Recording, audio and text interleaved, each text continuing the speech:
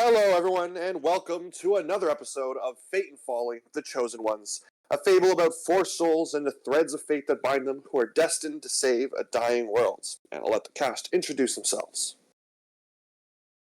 Hello, I am Jays, and I'm playing August Flowers, the Haragon Ranger.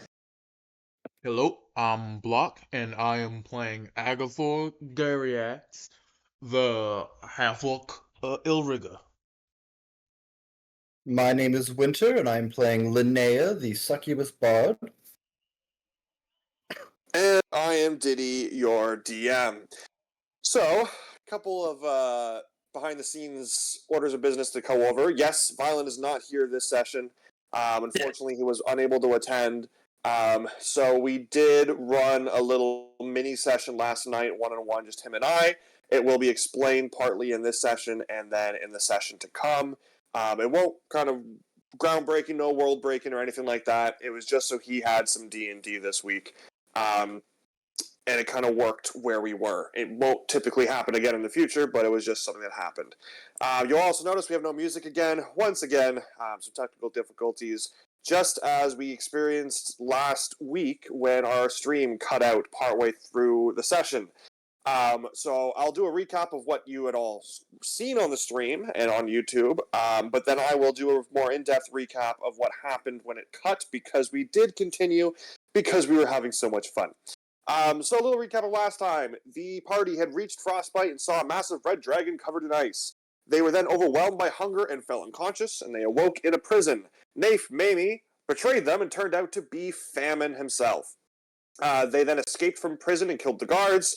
Rocky ate some of the weird meat chest, and they unlocked their weapons.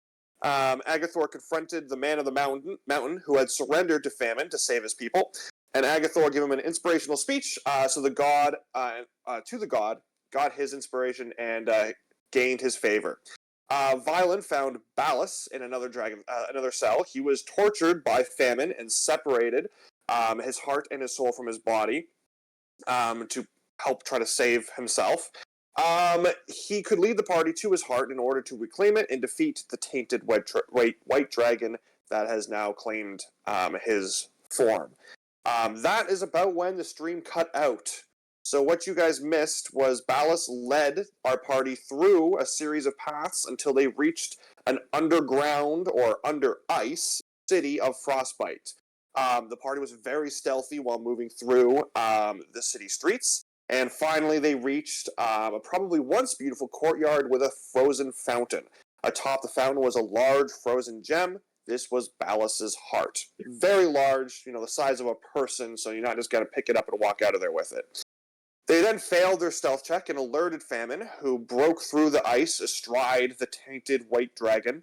Combat ensued between them and some more of the guards, as well as swarms of the starving citizens and some kind of thrall possessed by Famine. During the combat, August shot his ho-ho holy hand grenade and did some massive damage to Famine and the dragon. Famine commanded the swarm of people to hurl their bodies like spears at the party. The swarm attacked and downed Lindy, Ballas, and Linnea, all basically on one turn when they started devouring them. Violin tried to shock the ice around the heart and started to weaken it. The dragon uses ice breath on the party, doing some more chaos and damage. The man of the mountain then began to pummel and smash the swarms, basically weakening them and the ones surrounding them, giving them some reprieve during combat. Agathor revived Lindy and then teleported to Famine to begin battle with him on the back of the white dragon. August healed Linnea, who was also still downed, and Linnea commanded the dragon to grovel successfully. Lindy then teleported to the heart to attempt to help Violin with breaking into it. The man of the mountain smashed down on Famine, helping out Agathor with his battle, helping out his newfound friend. August then healed Ballas, who was also one of the downed, injured individuals. And Rocky, unfortunately, was destroyed, but my understanding is Rocky's like a spectral being who can be brought back, so, it's not too disheartening. Linnea then, in another top-notch move, turned the white dragon using polymorph into a crab, and then snuck into the midst of the combat, picked up the crab, and put it in her bag of holding. Ballas's turn, now finally standing and actually being able to do something during the combat, being down the entire time. Ballas broke open the ice around his heart and proceeded to breathe fire onto it and destroying it. The explosion of energy thawed the land of Barbadia and defeated the tainted dragon, but it also killed Ballas.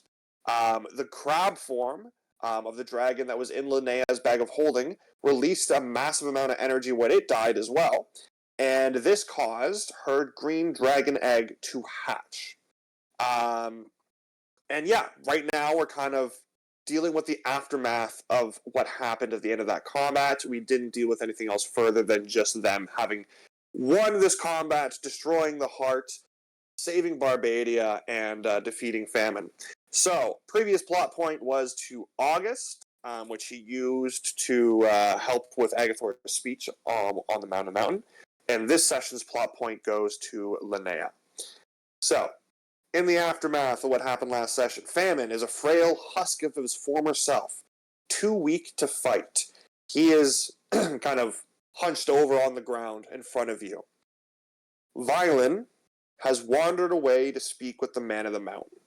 You guys have a chance to talk with, do whatever you would like with Famine, but for continuity's sake, you are not allowed to kill Famine. Cool. The first thing August is gonna do is where Rocky was. There is like a single antler, and he's gonna go pick that up. Normal thing? Kind of. Huh? Or is Rocky actually gone, or is this like you can bring Rocky back, but I can bring Rocky back with the spell slot. I'm just adding a little bit of flavor. oh, okay, cool, that's fine. I thought that meant that Rocky was dead. That's why you were collecting some memorabilia. Yeah, No. okay. You go collect an antler for sure. If it was thanks to Tasha, it is just a primal companion, not an actual beast. If I was using the original rules, it would have been very sad. Okay.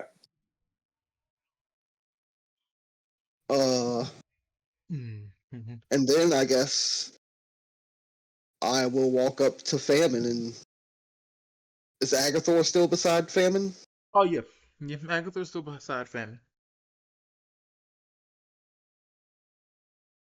I suspect you were you gonna say anything as I was walking up, or are you just standing there quietly? Oh, I was gonna let you have your moment. Like Agathor has plans for Famine, but if he sees you walking up, he'll step aside, let you get your licks in.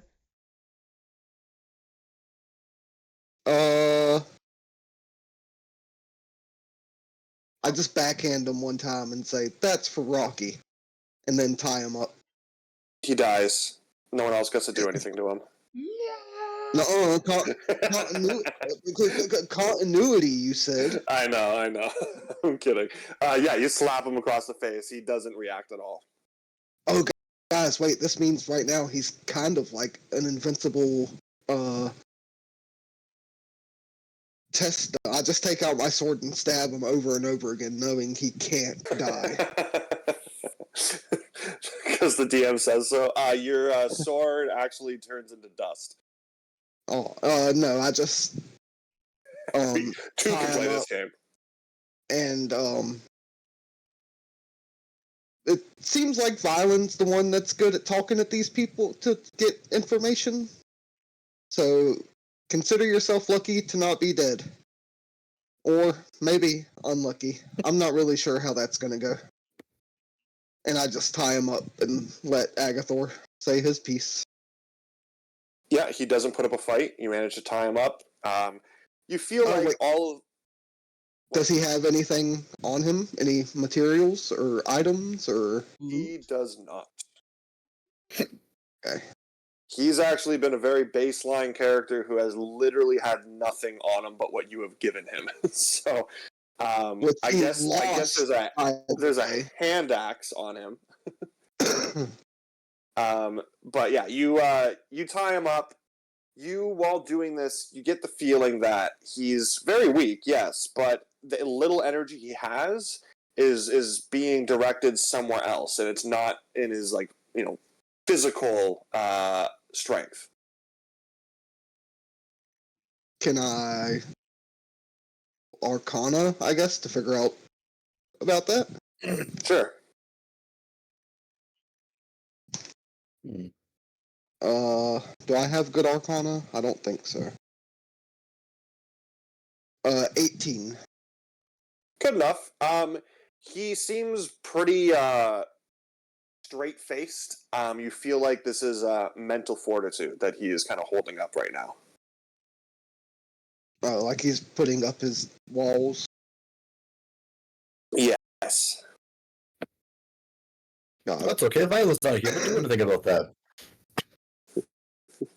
After I get done tying him up, I'm going to go towards Linnea to see this adorable baby dragon. She has absolutely picked up the baby dragon and is holding it in her arms like, look, should I name him? Her? Wait. Gender check. Well, let's do Agathor's interaction with Famine, and we'll do your guys' dragon stuff after. So, Agathor, you are left with Famine, and he's currently tied up and defenseless. What do you do? We're gonna squat down, Slavic squat, right in front of Famine.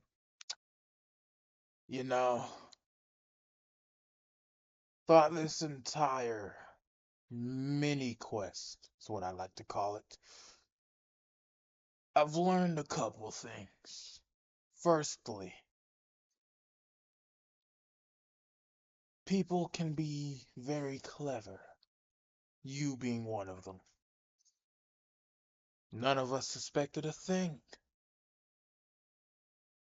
If only you did more with that instead of getting cocky. Another thing I've learned. You made a part of me give up. And as I say that, I gesture towards the man of the mountain. You made a part of me feel like they're weak. I can't have that. I can't have someone as weak as you running around with power that you have, claiming to be strong. So what I'm going to do is take the power you have and show you just how strong you can truly be with. And I still have one more resource of my little necrotic absorption to gain health or still health. I want to try to use that to take Famine's powers. Or absorb some of his essence. Okay.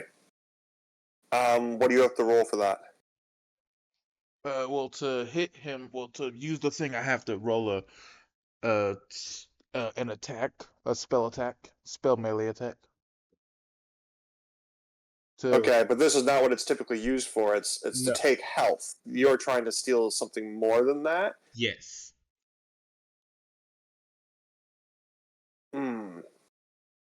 Okay. Yeah, roll me your attack. He's gonna roll to resist.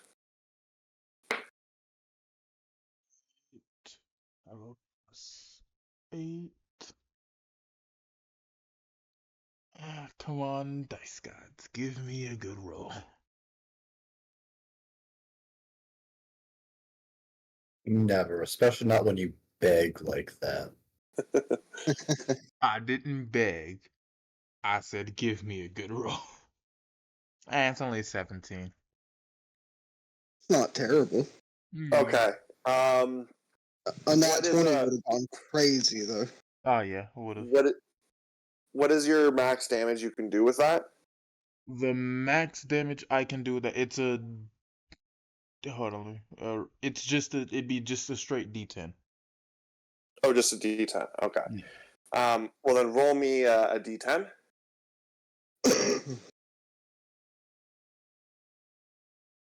roll the d20. 6. Okay. So yeah, he rolled an 8 to resist. I was going to have you take the damage, but because his resistance was so bad, you're not going to take damage. And then your D10, as long as you did over 50% of what your total damage could have been, I was going to allow it to work, and not just take his health. So you don't steal much, but you do capture part of his essence. Yes. Okay. I do that. Do I still gain hit points or not? I'm just checking. No, because he's on 1. Like, I don't want you to kill him. He'll die Right. if you Alright, take yeah. health. Yeah, he's on 1. I didn't realize he was on 1. That's kind of Yeah. what happened after you guys destroyed everything. Because we kicked his ass, Agathor. Does Agathor look hurt? Oh no, yeah, Agatha looks very hurt. Oh, shit. Before August walks away, then, before this whole thing happened, I'll give you a cure wounds real quick. Agatha, You get 9 hit points back. I'm at 10. Yay. Yeah. Alright. Oh, shit, that's right. I forgot that you had to use your ability to stay up. Yeah. Alright, after I capture his essence, I look him in the eyes and say, "This power that I've taken from you, this will be used for someone truly strong." And I spit on him, and then I walk away. Give yourself 12 more hit points. I'll say that was a 2nd level cure wounds. He's not saying much, Famine, but feeling part of his essence being stolen, and then your badass line, you walk away. You didn't think this guy could look more defeated, but he looks even more defeated and kind of ashamed that he didn't do anything in that situation. Beautiful. All right, so you guys are walking away. The man of the mountain is now he's waiting patiently, waiting for whatever you guys were doing. And Violet has left him, and he's kind of out exploring in the city of Frostbite. But you guys go and check out Linnea, and Linnea, you have removed from your bag of holding a very, very dark green. It's basically black, but when the light reflects off of it, you can see that kind of eerie green sheen coming off of it. Oh, that's You so are cool. beautiful, and I love you. Well, you can either roll for sex, or you can just pick which one you want it to be. If you had a preference. I do not, so I roll. Flip a coin. Flip a Alright. coin. Evens, boys, odds, girls. Okay. Odds. All right, you got a girl. She is black and green and ominous and dangerous and beautiful. There is only danger. It is Babu. What have you thought of a name yet? I haven't. What would you suggest? That really dark green, something emerald or emerald Esmeralda. That's kind of like emerald. Emmy. That's just emerald but short. By the way, Jade. Linnea, you can use the generalized green dragon wormling stat block. Okay. For your whatever you name her. So she's a medium dragon. She has poison breath. Challenge rating 2. Okay. You know what? I like Esmeralda. Her name shall be Esmeralda. Holds up the baby dragon.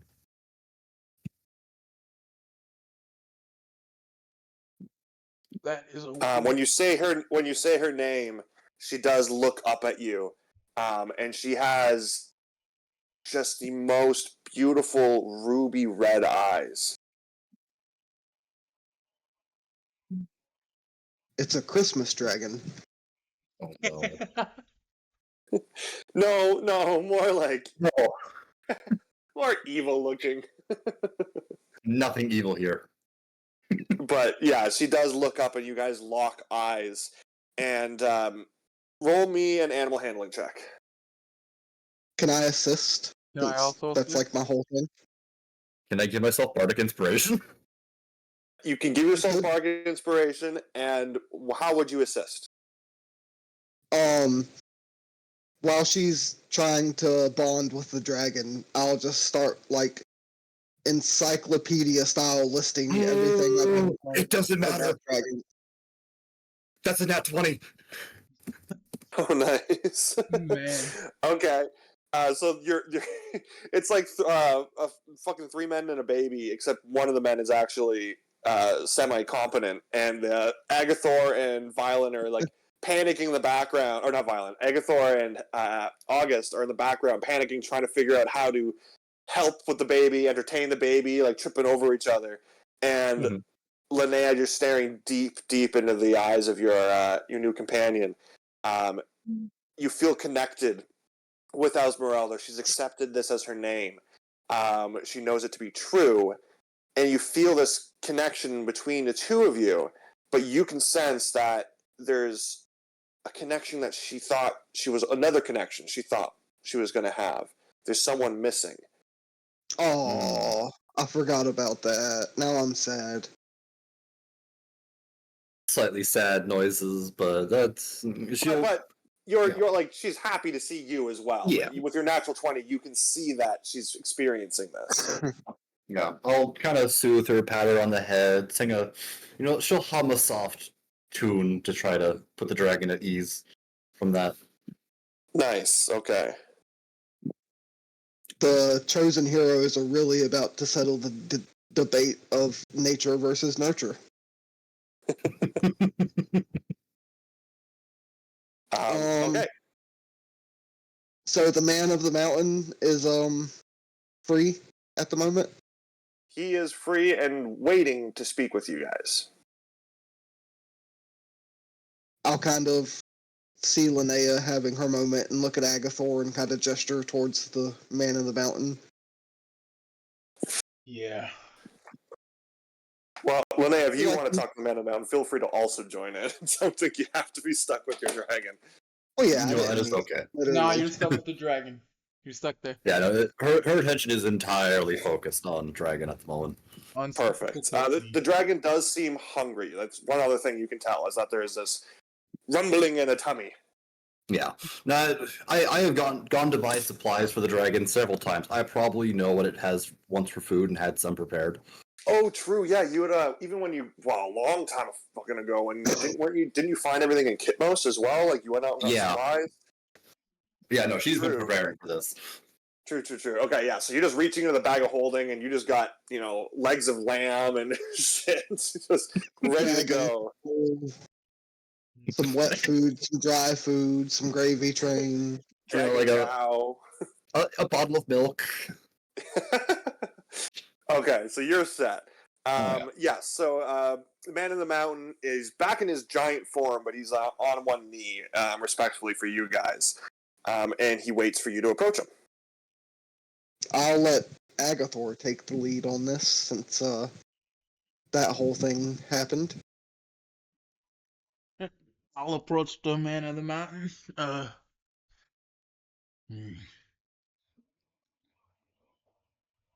Well fought. I know it may. You too. I know it may have been difficult, but like I said, when you feel that you are not strong enough, I will be that strength. Thank you, but I must be the strength for my people now. But thank you for saving them and my land. In your honor, great Agathor the warrior, by Violin's recommendation, I will have a statue erected of you astride Ballas, the great red dragon. As cool as that would be, that is not needed. I was not the hero here. August elbows Agathor and he's like, a god is offering you a statue, just accept it. A statue on a dragon. Is it stone or bronze? No, I'm not actually there. It'll be stone. He's a stone man. He's gonna make it out of stone. Yeah. But yeah, that was it was Phylan's idea. And the Man of the Mountain, because he didn't roll very well, decided to add Agathor to it. So I did that to piss him off. Ah. I love that. As good as the gesture will be, the statue should be of you and Ballas. For you are a part of me, as I am a part of you. We are one and the same. But I was a coward. I cannot be in this statue.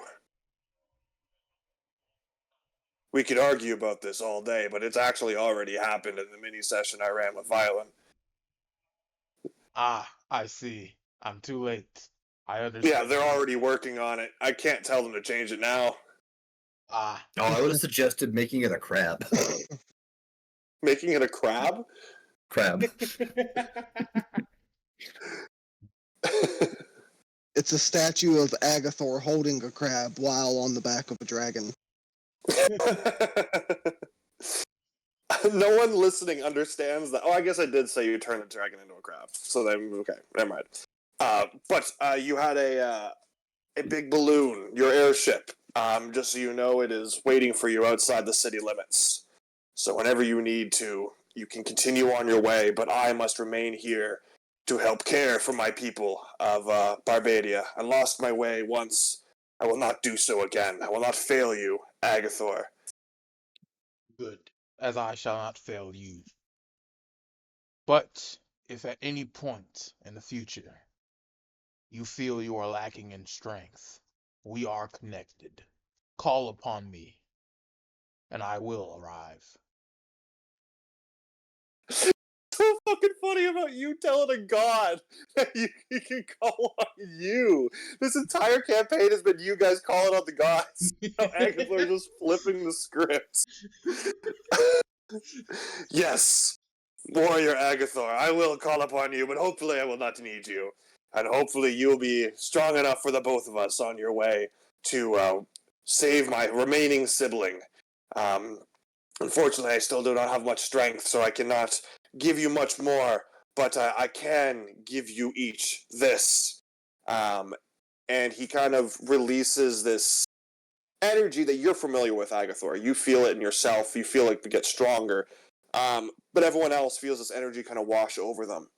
And it's a blessing from the Man of the Mountain. And this allows you to each pick whatever feat you would like. A free feed.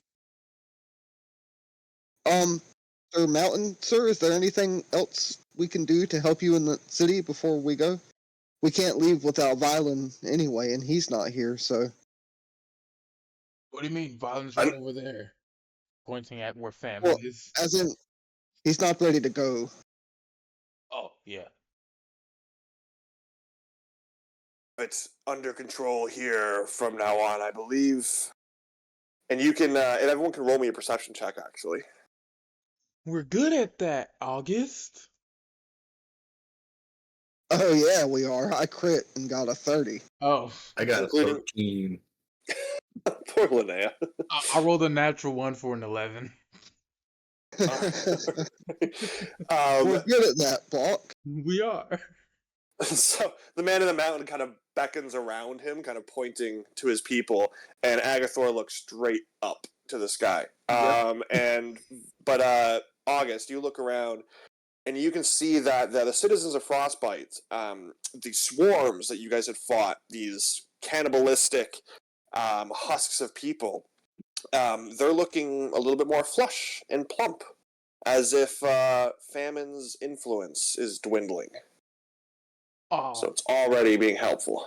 You know what? It's a good thing I rolled a natural one because that just reminded me there were still two people of that group that hurt Lindy Q. And because I'm not looking at them, I don't see them. Because Aguilar 100% go over and fuck them up for that. They kind of mixed because there were more swarms that showed up after. They mixed into the crowd, so you probably wouldn't even be able to recognize Yeah. them anymore. They But look- you know they're out there. I know they're out You there. know they're there. But yeah, the man of the mountain looks to you and says, "I appreciate this, friend August, but you must continue on your path that is more important, pressing than building, rebuilding, and nourishing over time. Um, I will tell you of one location you should travel to, though, on your way. You must visit Illuminice. It's the town of Barbadia's brightest tinkers, our greatest minds." Interesting. Okay. Uh, Gang, should we go there now, or should we wait for Violin, or should we just come back for Violin? I'm pretty sure Vi won't be done by the time we're ready to leave. Right, Violin? Turns around, he's busy. I'm pretty sure he'll be fine. Violin's like, Yeah. you see him like exiting a random house, arms full of loot, just walks around a corner. Oh, we're He'll losing. be fine. Speaking of loot, can we at least go back into, like, I guess it was like a castle we were being held prisoner in, and see if, where Famine's fortress was, if there's any loot in there, perhaps? Yeah, absolutely. While he sees you about to leave, the man of the mountain does touch you on the shoulder one more time, though, Agathor. And as the others walk away, he kind of looks to you. "Because of our connection, our kinship now, forged in blood and war, I have another gift for you, warrior Agathor." And he pulls out from behind him a massive frost-covered warhammer. And this is the Frost brand hammer. When you attack, not only will you do your regular 2d6 bludgeoning damage, but you will also do an additional d6 of cold damage. In addition, while you hold the hammer, you will have resistance to fire damage, and in freezing temperature, the hammer sheds a bright light in a 10-foot radius and dim light for an additional 10 feet. When you draw this weapon, you can extinguish all non-magical flames within 30 feet of you. This property can only be used once per hour. It is an actual D&D item. It is the Frostbrand Greatsword, but I've repurposed it as a Warhammer because that's more fun and in character with a god of stone. I see. It's not a great hammer, it's a war hammer, right? Yes. Fuck. Alrighty. I thank you for this gift. I'll be sure to use it to the best of my ability. Be on your way, great warrior, and good luck. Before I leave, And now you are now an elemental warrior. You have fire and ice. yes, but I can't really use the ice like that yet.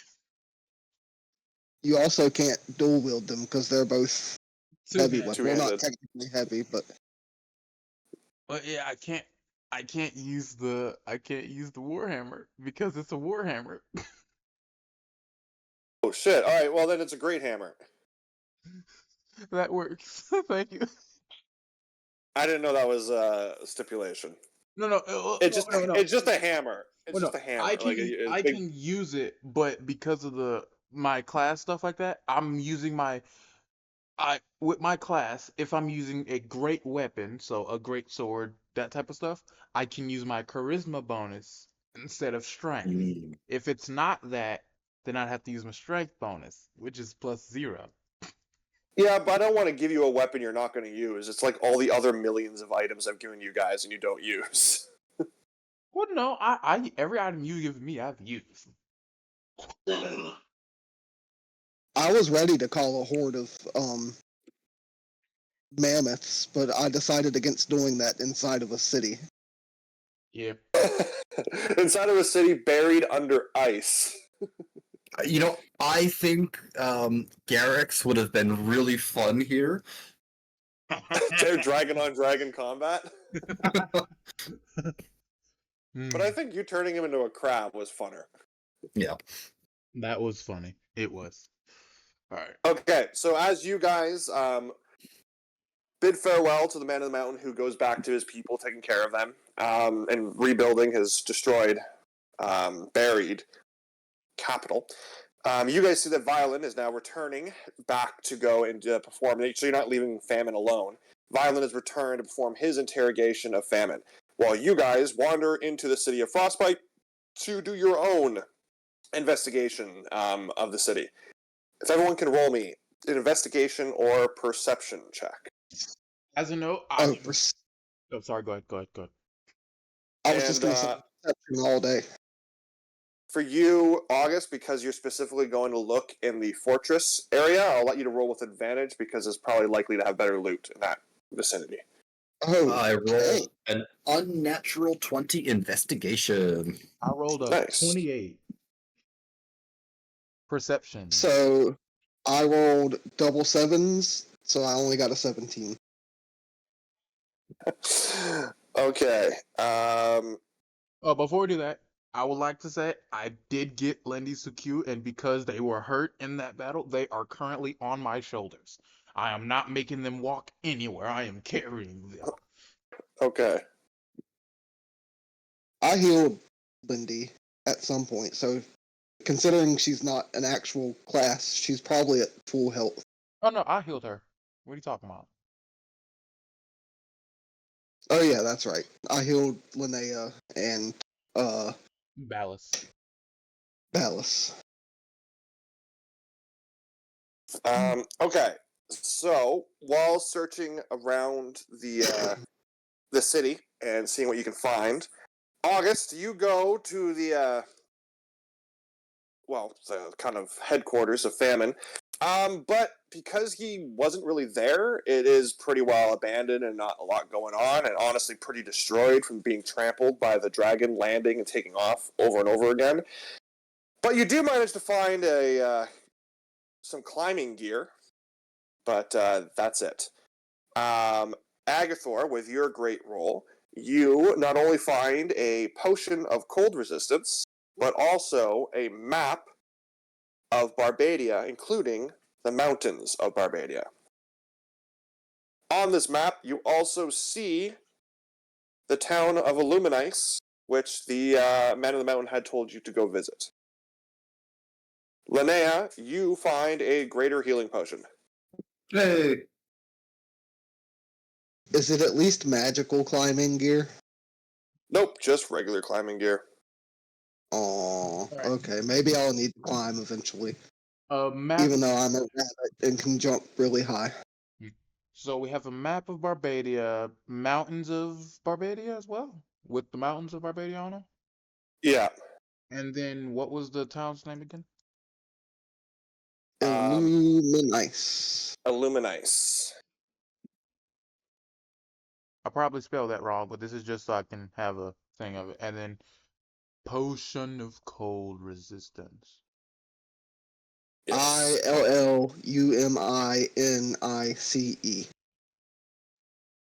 This is for my notes, man. Me not spelling it correctly is better for me because I'll understand the word. Fair Or you enough. won't. You spell Garrix one way and pronounce it a completely different way. So that obviously is not true. No, I'm not saying I spell it one way and then pronounce it correct. I'm saying I know what I'm talking about. Oh, I see. Okay. Yeah. That's fair. Okay. So you guys explore the city. There's not a lot to find, but you do find what you can. Ooh. And then Can I find? Is there yeah. like a nice, good, like non-magical dagger? Any non-magical daggers? You can find like a kitchen knife. Will it count as a dagger? Sure. I give it to Suku. I give it to my goddaughter. That way she has two Okay. knives now. it's a butcher knife that's as long as her arm. I don't care. I like that. She has no Butcher weapons knife. now. So she has a training dagger, a real dagger, and a teleport dagger. Yes. She's just stocking up on all the daggers. By the end of this campaign, she'll have 20 different daggers. Okay. All right. So then you guys finish exploring. You return back to where you had left Famine in that courtyard. And when you return, you notice that Violence seems to be stuck in some form of meditation. You know, his legs cross-legged on the ground. And he's sitting in front of a paralyzed and pain-stricken Famine, who's stiff as a board. Mm.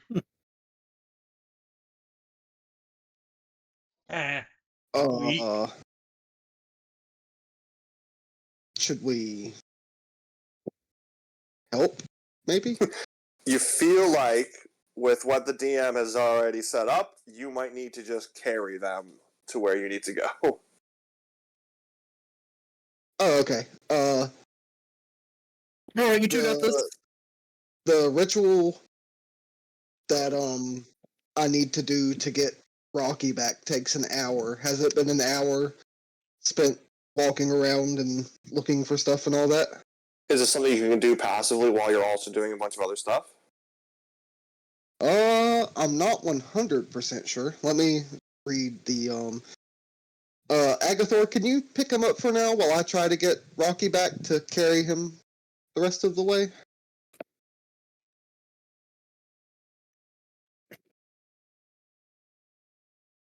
Okay, thank you, Agathor.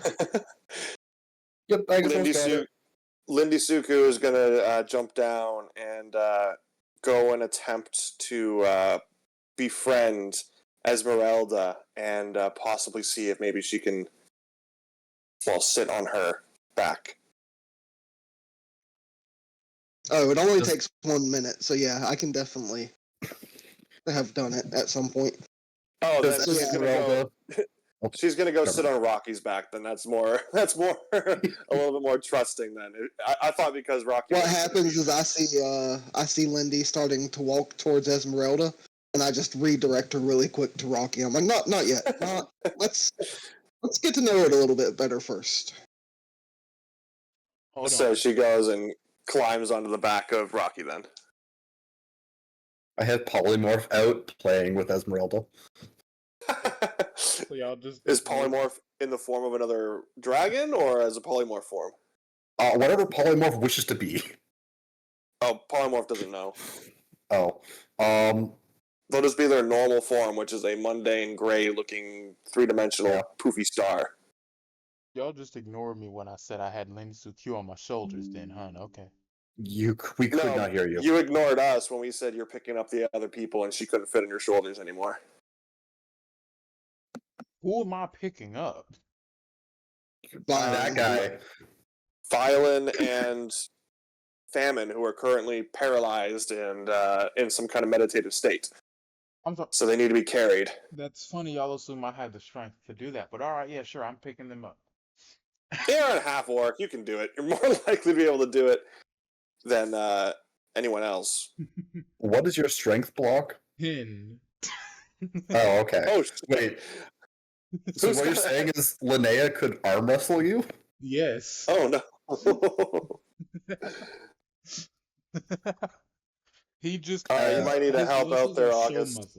His muscles are show muscles, okay? So much. Rocky is a fully grown adult whitetail buck. Okay, so he can fit more than Lindy Suku on his back. No, then I was moving Lindy Suku because there wasn't going to be room for Agathor. I didn't realize how weak Agathor is, so Lindy will stay on Agathor's shoulders, and you can put the bodies on Rocky then.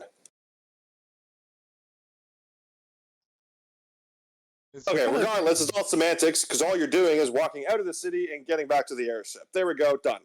Done. You made it. All that for nothing.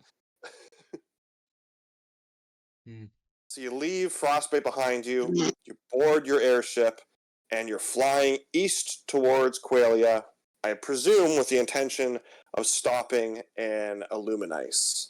Violen is usually the one who pilots. Does anyone else have an intelligence I score can. that would be? Well, I have the proficiency to pilot.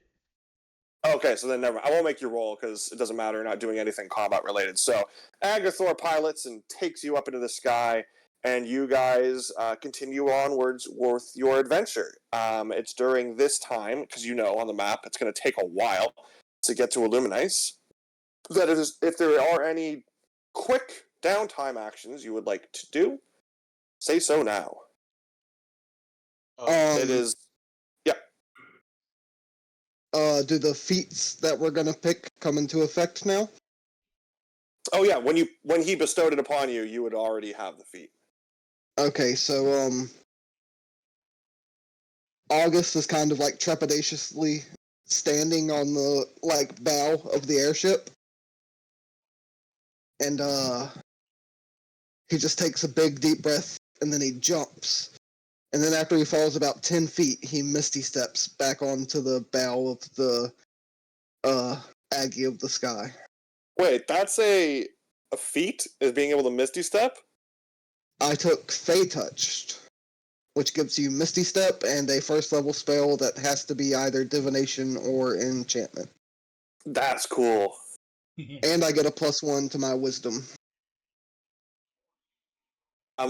It's your first time doing it, and you're in a situation where the ship is moving. I'm gonna make you make a roll. Fine. What do you? Should I roll? I guess just like a spell check. Yeah, your spell. Oh, I'm fine. I got an 18 +2 is or plus more than 2 actually is like a 24. 18 +7 is 25. Okay. Yeah, you manage to teleport down. You jump down. You teleport back up, and you can do that a few times to kind of get the bearings, the feeling of it. But yeah, you practice your teleporting. Is Silvery Barbs either enchantment and or divination? It actually will kill you if you pick that spell. Oh, okay. I'll certainly pick a different one then. I don't know if it is or not. If it is, you feel free to pick it, but I'm not sure about the. We don't all need to have it. We can't all be problematic. Yeah. All right, Linnea, what are you doing for your downtime action? Oh, I'm guessing it's it'll probably be getting the dragon settled in her rooms, getting a bed set up for it. Or I guess I could sleep on her bed, whatever. I say you could probably make a little hammock kind of situation that hangs above your bed. Yeah, that'd be adorable. I absolutely do that. And just start showing the dragon around the place. Perfect. The dragon goes up to the very front. I guess it's the bow of the ship. And she's out there spreading her wings and feeling the winds beneath her. She's very excited about being up in the ship. Does this beast have flight? Yes. Where did it say that? I have dodge, I have ram, I have dash. Nope, that is the ship. I'm looking at amphibious. Bite, poison breath, speed. Oh, yeah, you got a 60 feet fly speed. She's just getting her wings, but she's not flying yet. But you can tell that she's learning. It's kind of instincts. Yeah. But she's doing the whole I'm the king of the world Titanic on the front of the ship right now. All right, Agathor, what are you doing? I presume someone can take over or just throw this shit on autopilot? I don't know. I have a decent enough intelligence to fly for short periods of time at least, or in easier environments, I would assume. Yeah, all you're doing is not crashing. You're not even flying. You're just not crashing. Yeah, I have my intelligence is 12, so. Okay, as long as we don't have to do any kind of maneuvers, you're good. You can take over while Agathor goes off with Lindy. Agathor, what do you want to do with your downtime action? My downtime action, I am going to do some meditating and try to harness to try to like search within myself for the power that I stole from Famine and like just try to harness that, spread that around my body a little bit. See what happens. Okay. Um, roll me an Arcana check. Arcana. Am I good at Arcana? I don't think I am. Arcana. I have a +2. I have a +2. I'm decent. I'm decent. Alrighty. 1D. I'm gonna use my new luck roll. You took the 1d20. lucky feat? How boring. I like Lucky. Yeah, it's a good feat. One other funny thing, this is my first time ever actually taking lucky. That's a 21 with my lucky feat. Yay. Okay. So you don't really have much control of what's going on. You feel this power within you. It is, well, it's like electricity coursing through your veins, but at the same time, it's like dark. But you manage to kind of tap into it a little bit, and now you have gained the ability, as an action, you can cast Thunderwave, but instead you will deal psychic damage. Nice. And you can do this twice per long rest.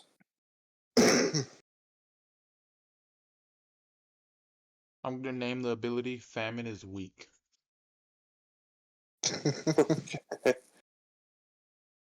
Odd choice, but whatever floats your goat. I mean, it's Thunderwave. You can cast Agathor, Thunderwave. roll me a perception check. Ruh-roh. Perception. Ruggy.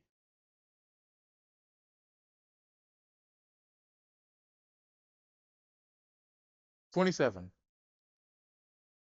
Okay. Remember, kids, always be good with perception.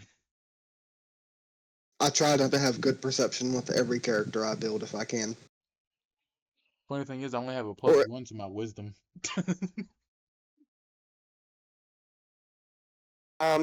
You notice that while you're meditating and you harness this power, Lindy has been in the room as well, with her various daggers now, throwing them at the walls, stabbing pillows, being all ninja-like.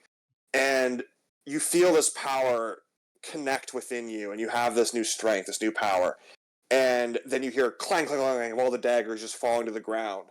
And Lindy is just kind of standing there, blank-faced, staring off into the distance. uh-oh. Uh-oh. I'm immediately rushing over, trying to figure out what's going on. Are they responsive? Like, waving my hand in their face, saying their name. Lindy.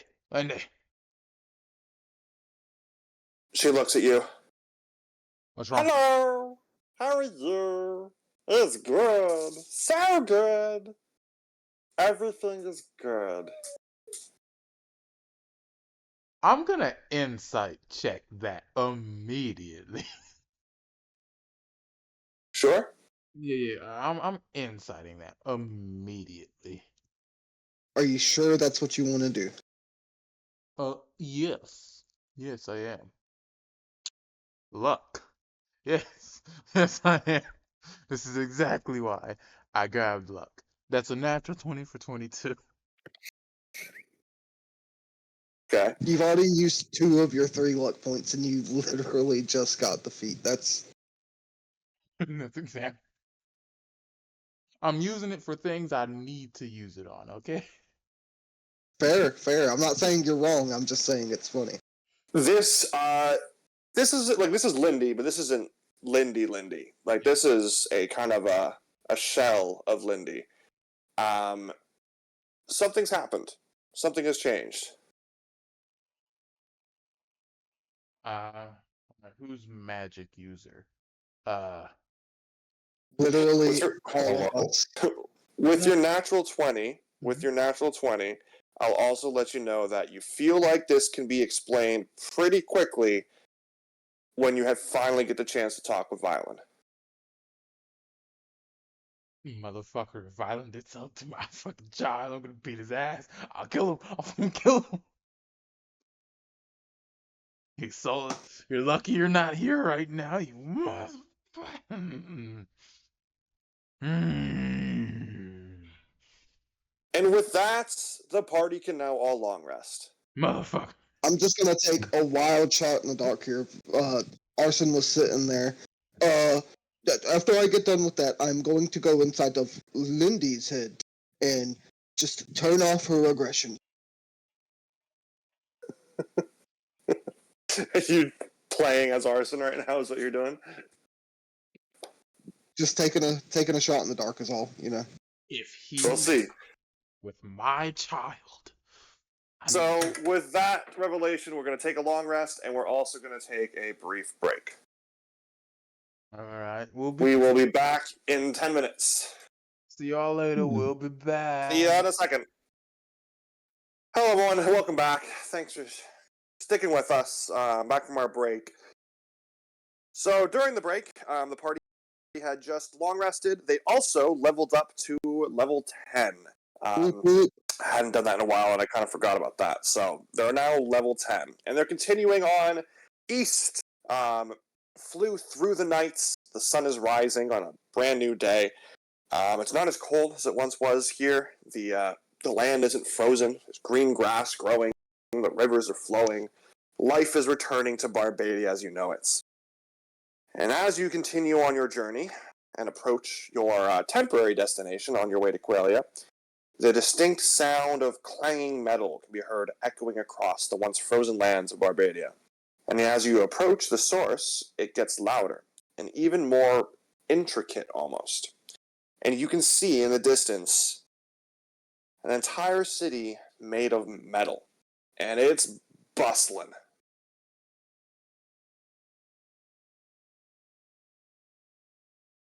I assume Agathor is flying right now, so I'm going to go to Agathor, and I think that's it.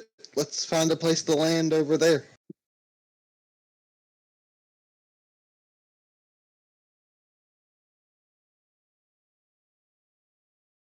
So as you guys land your airship outside of the city, and you disembark, you notice a silver and gold metallic man slowly approaching you.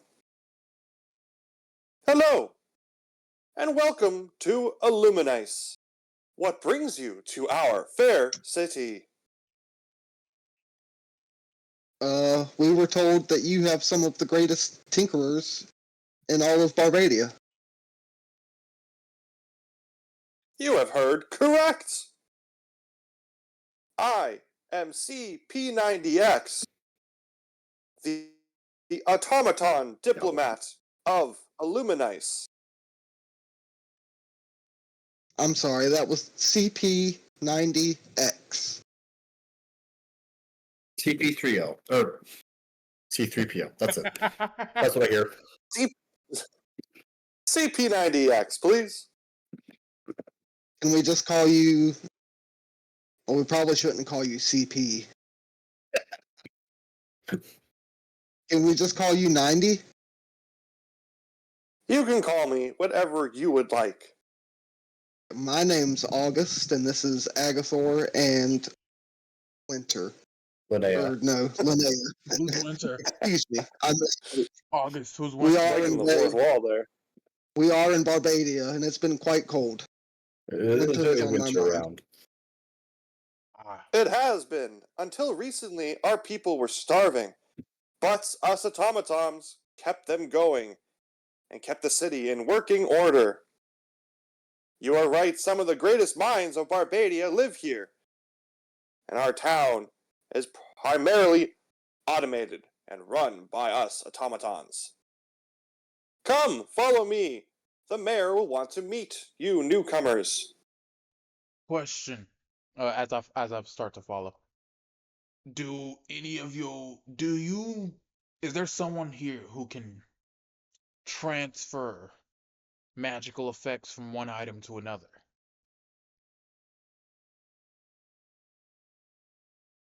We don't necessarily deal in magic, more so in technology. Interesting. And mechanics. With some magic, I'm sure, maybe, perhaps, but that's not our bread and butter. Well, using your technology, do you think you'd be able to transfer magical effects from one thing to another? I am just the diplomat. I can introduce you to the mayor who perhaps would have a better answer to this question. Very well. Thank you. Lead the way. Just for clarity's sake, is Lindy remaining on the ship? Lindy is on my shoulders. Okay. And is Rocky and Esmeralda with you guys and out and about? Rocky everywhere, all the time. Yeah, I'll bring Esmeralda. She'll be Okay, a good cool. girl, I'm sure. So it's just Violin and Famine who are remaining on the airship then. Okay. So as you guys are led through the streets, you can see the people here seem to be in better shape than those that you saw in Frostbite. Perhaps Famine's influence wasn't as strong this far away. Or perhaps the droids were as helpful as P90X says that they were. You guys are led to the town hall and led inside, where behind a big metal desk is a very professional looking woman. And she looks up from all of her papers. And who might you be? And CP90X steps forward. These are newcomers. We have August, Agathor, and Linnea. They have come seeking our technology. Well, to be honest, we don't really know why we came. Someone just said that we should stop by and August, visit. you're being modest. So, You're being modest. That someone was the man of the mountain. We were told to come here by a god. Why? We have no clue. Why'd you smack me, This- Linnea? I felt like it. this is true. Curious. Our people have been out of commission for some time, and things have kind of fallen into disarray. I'm not sure how much help we could be, but a god, you say? If you're in the company of gods, you must be great people, right? Most of the time. It's most of us. Yeah. We try to do the right thing as often as possible. And right now, we're on a quest to Free the gods. free the gods. Some of them are battling dark powers beyond our comprehension, and they're at a stalemate. There's no clear winner or loser, and we're on a quest to give that tiny advantage, no matter how small, so that the god can come out above.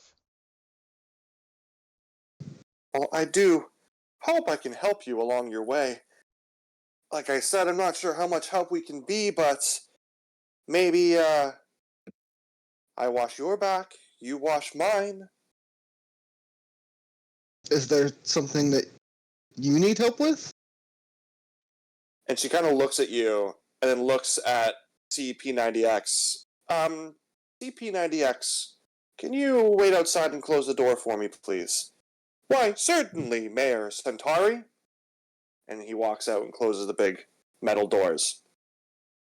I didn't want to speak about Oh, sorry. How do you spell Centauri? Centauri. So Centaur close. E. Just out of curiosity, Thank you. I need the name of the. I think I spelled the name of the weapon wrong. Also, is it a +1, +2, or +3 weapon? Sorry, what? The name of the hammer. It's so just look up Frostbrand Greatsword and apply all that, but it's now just a great hammer. All right. And It's an actual D&D item. does it have a set +1, +2, +3 thing? Yes, it will. Okay, cool. Thank you. If you, I mean, I looked it up briefly. I didn't look that much detail into it. I just saw that it wasn't too overpowered and sounded cool. So, okay. So Mayor Centauri is sitting behind, or she stands up and starts pacing behind her desk. You see, where's her talking points? Some of our droids, since we've come back to reality after, well, whatever happened to these lands with the starvation and the hunger, our droids, some of them have been malfunctioning all over the city, and sometimes even causing harm to the citizens. If perhaps you could investigate and solve this issue, I could provide you with a reward for your aid.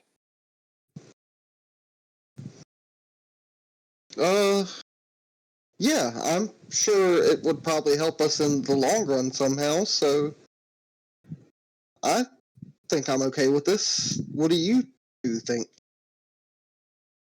Sure. We can assist however we can. Excellent. I would recommend heading to the Tinkers Guilds. They might have a little bit more insight into what's going on, as they are the ones who primarily manufacture our automatons. Is there anybody specific we should seek out? The head tinker, Guilford. You can't miss him.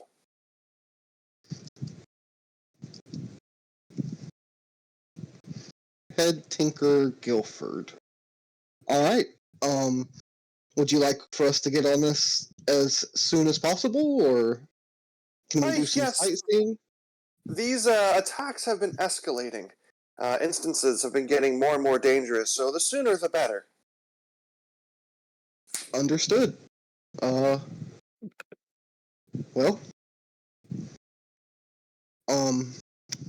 we'll be off, I suppose. CP90X will guide you to the Head Tinkers Guild. Before, actually, that reminded me,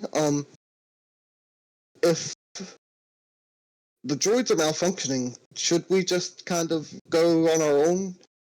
What if it's some sort of... What if CP90X is involved somehow? I mean, you don't really know the city. You won't be able to know your way around. It's for outsiders. It's a very complicated place to maneuver when it's all metal and looks pretty much the same. He'll be able to provide you aid. He hasn't had any problems. I have a private tinker who takes care of him, and I trust him with my life. Yeah, we Understood. can take him with us. And even if he does act up, then we'll just get first-hand witness of what happens. Fair point. Fair point. Let's get started. So you guys exit Mayor Centauri's office. CP90X guides you through the streets. You do notice while walking that there seem to be more robots than there are people. Most of the people here seem to be leisurely enjoying their day, out shopping and, sitting on balconies and having a drink and playing tennis and other various leisure-like activities.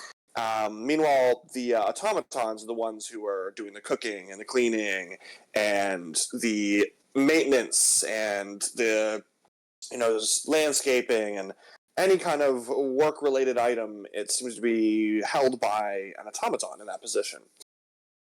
And you guys make it to the Tinkers Guilds. Can I roll insight on CP90X to just get a sense of like how sentient he might be? Sure, but you're gonna have to roll me at disadvantage because it's a droid, and you don't have much familiarity with droids. Counter argument. Can I cast Charm Person on the droid? Can you charm a droid? That is the question. I want you as the I know DM, you understanding what the droid is, to tell me if it can be affected by charm or not. That's a good test right there.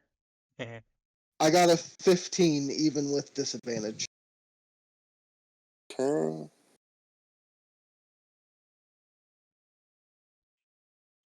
No, it doesn't have an immunity to being charmed.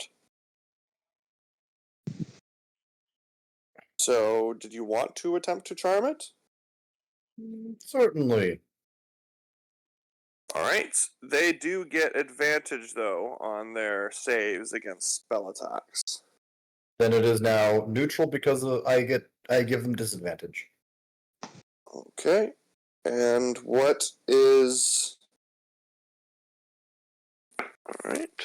That is. What's the save again? 16 wisdom. Wisdom. Alright. That No, is a 17, and it's wisdom. Oh, excuse me. Well, they got a 13. Yeah, so CP90X is now charmed. I had one more other question. You said the robots outnumber the humanoids by how much? Like 2 to 1, 3 to 1, 10 to 1? I'd say it probably around 2 to 1. No further questions, Your Honor. no, you sure you don't have any questions for our friendly little droid now that he's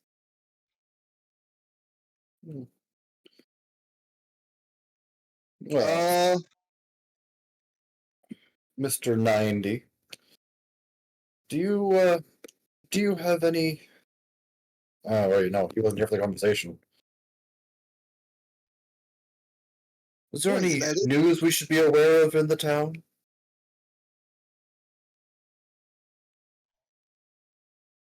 Normally tell this to strangers, but you and I are such close friends, Linnea. I will whisper it to you. Activates the loudspeaker protocol. There have been some mishappenings with some of the other automaton folk. Problems in their coding, perhaps. They've been acting out of sorts in a way. It's been quite concerning. So you don't know what's going on with them either? I do not. Have you ever had the urge to act against how you're programmed? Absolutely not. Mayor Centauri's always been great to me, and the people. I love the people here of Illuminice.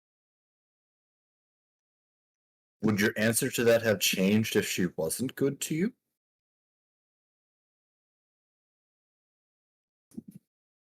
That's a moot point. She's always been good to me. I do not know how to answer that question because I cannot imagine a world where she hasn't been good to me. Well, if somebody had done you harm but it was against your programming to retaliate, would you retaliate? Another difficult question. I have never been harmed. Sorry, I just had to stop the gut reaction of punching him. I think he's clear. You can continue to lead us to the Tinker's Guild, please, Mr. 90. We're here. Go on inside. I will wait for you out here.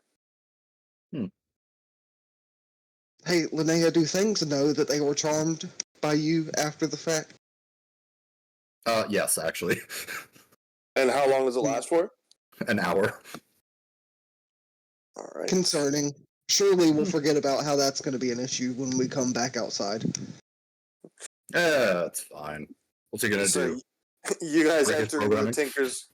You guys enter into the Tinkers Guild, and it's immensely hot in there because there's these big old vats of molten iron and stuff that are kind of all over the place, and banging of hammers, and they got saws, every kind of it's a big metal workshop, basically. And the one who's the loudest and yelling at everybody, you notice, is presumably the head tinker Guilford, and he is wheelchair bound. Now you understand why she said you would be able to recognize him immediately. Hmm. Linnea, you're the best at talking. Perhaps you should. Yes. Hello, good sir. How are you doing on this fine evening? Oh, who are you? What are you doing in my workshop? My name is Linnea. Me and my friends have just entered into the town, and we wanted to have a look around. He puts up a Yeah. finger in front of your lips as if to stop you from talking. None of that matters until you put on a hard hat. And he points to the wall. Do you have any that fit around horns? We have all shapes and sizes. Go and get yourself a hard hat, then come back and talk to me. Well, certainly, as you wish. As I'm picking out a hard hat, I find one for Rocky as well. I get one for Esmeralda. I get one for me and Lenny Suku. One big helmet that fits the both of you? That she wouldn't be able to see if the helmet was that big. No, I get one for me and her. We both get. So you guys get your hard hats. You walk back out, and Guilford is still yelling at people, and he turns around. All right, what is it you want? How could you possibly be interrupting me? Are we alone? Are we alone right now with him? No, there's a lot of people in here. No, He's yelling at people. Giant workshop full of other tinkers And other droids. I'm gonna look at him and say, well, what we're here for isn't really meant to be spoken in company. And I gesture towards everyone working around him. Do you have anywhere more private we can speak? Now listen here, big man. I'm the boss. I will never edit sight to my workers and what's going on here. So if you have something to say, you say it right here, right now, and quickly, damn it! So you want to talk about the droid malfunctions out in public? All right, follow me. I was just about to say the same thing. I was about to say the same thing.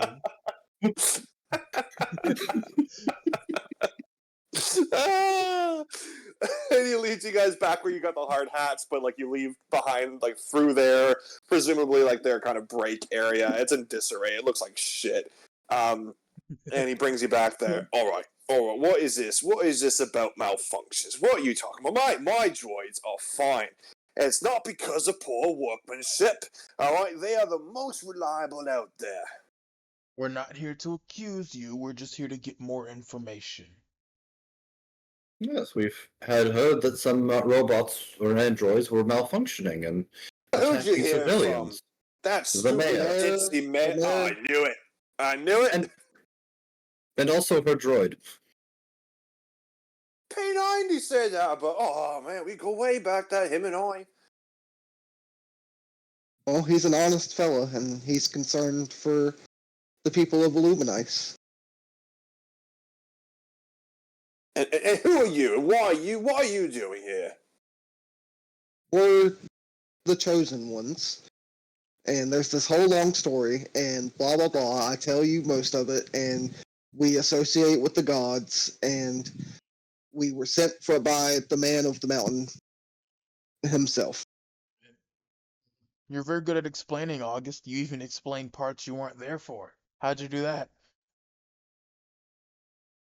I didn't. I said blah, blah, blah.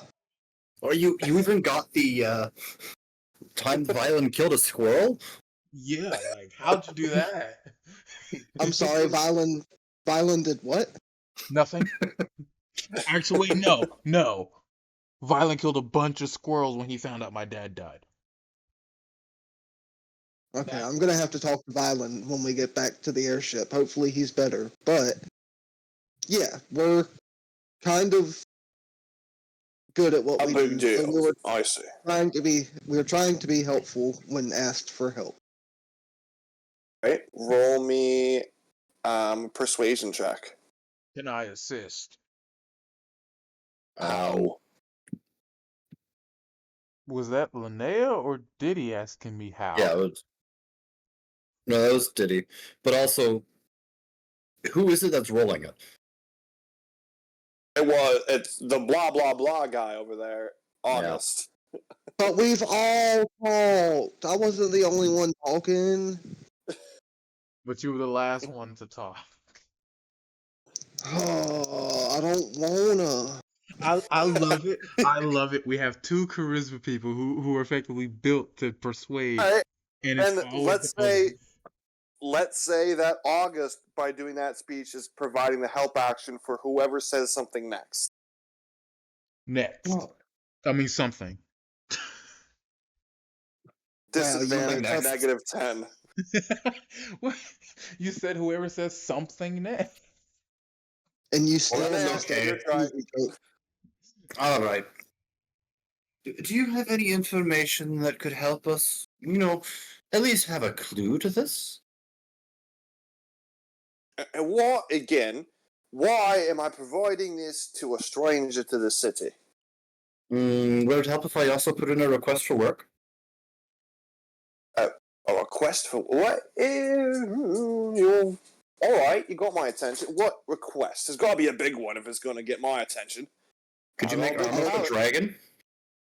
For a dragon? Ooh, that is a task. And he looks down at Esmeralda. She is a beauty, isn't she? Oh, she All right. is. Preferably one that can grow with her. Interesting. That is a challenge. Now, question. Is Yes. this armor you want for her now, or for her massive size? Well, we heard. Preferably- Oh, sorry. Go ahead. Preferably now and for the foreseeable future. Well, when she's bigger, she's going to be. Her scales will be tougher on their own. I can do armor for her now. That's simple. Is the big one. That's expensive and challenging. And damn near beautiful.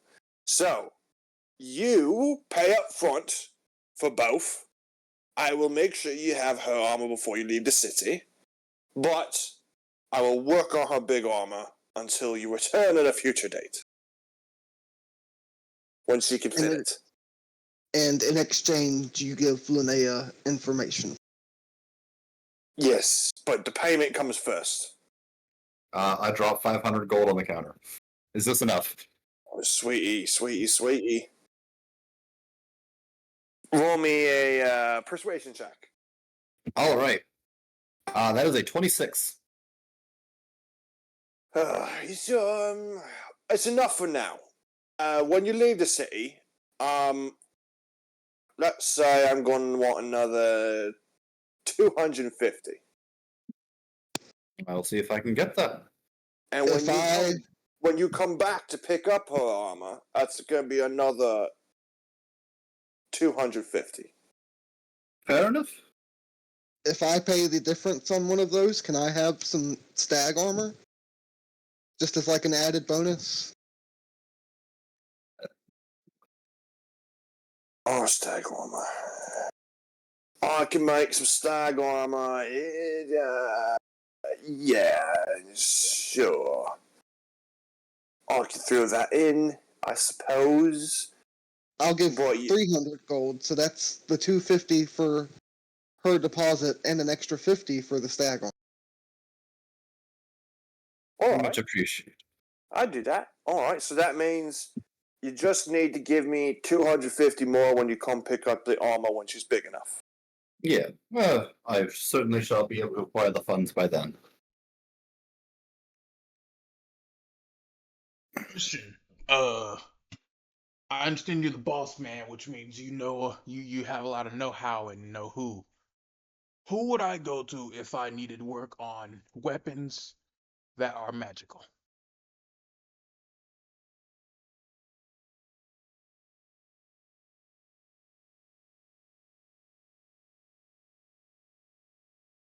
One second, I'm just writing down the details of the deal here, just so I know what to call back to later.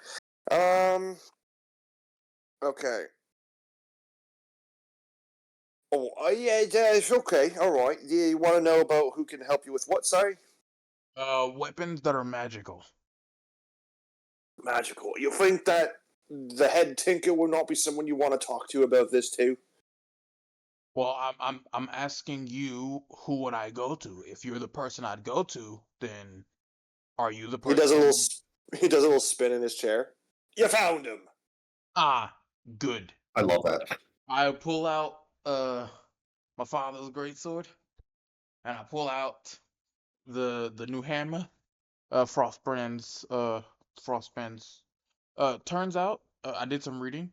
Great hammers don't exist in D&D 5e, but after reading my ability, it's not great weapons, it's two-handed weapons, so technically I can use it. I pull out both of them. I need this thing's abilities and that sword, or vice versa, whichever one's easier. You want me to put ice in a fire sword, or fire in an ice hammer? Yes.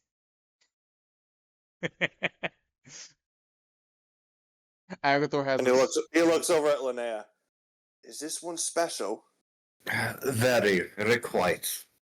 All right. And he looks over. I absolutely can do that for you. Ready? And he puts his hands on both your weapons. 3, 2, 1. It's done. Isn't that amazing? Go off now and have a great old time, you chap. You do realize I am strong enough to kill you in like 1 to 2 blows, right?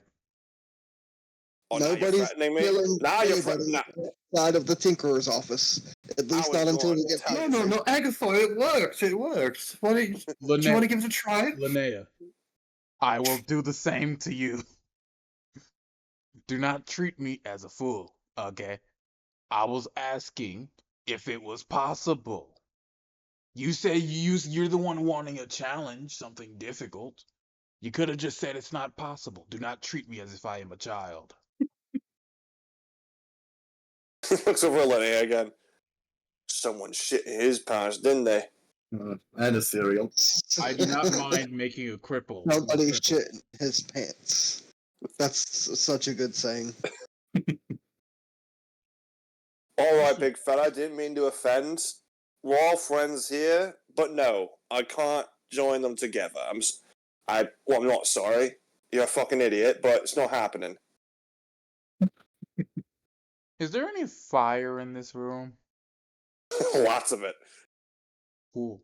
Anyway, can we get that information so we can be on our way now Yes, that yes, the yes, transactions yes. have Now been I've got finalized?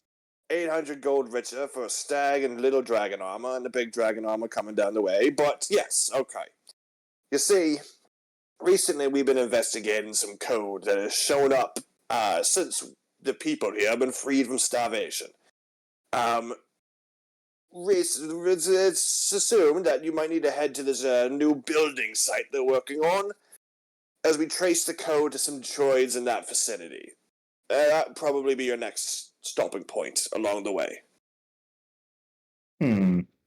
Find some of the affected robots, right?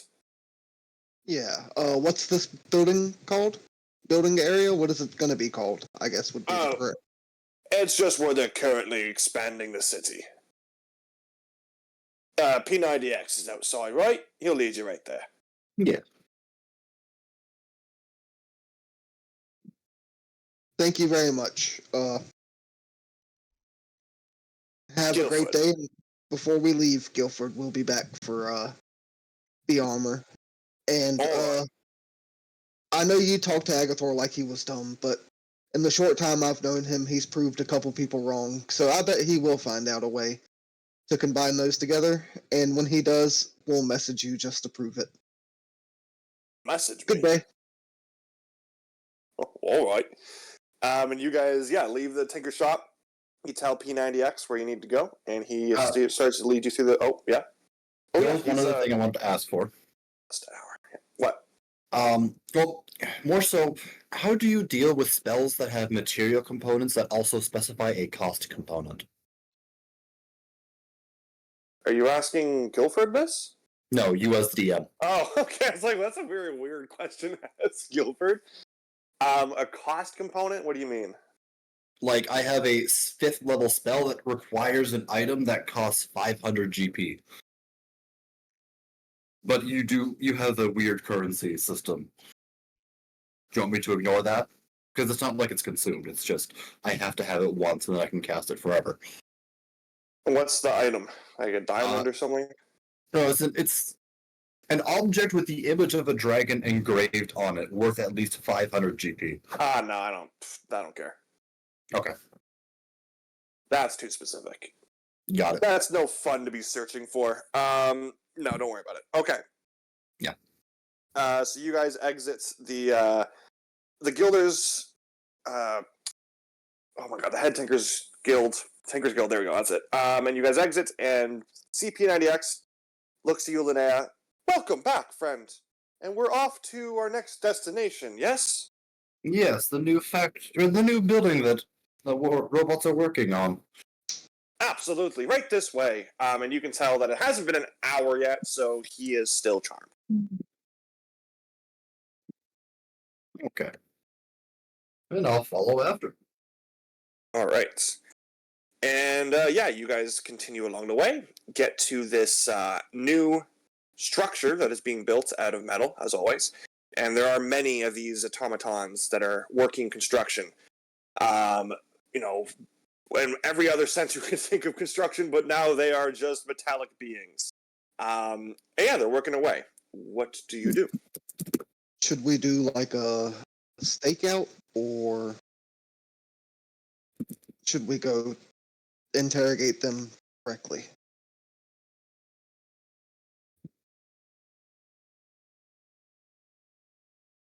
Well, I'll leave it up to you.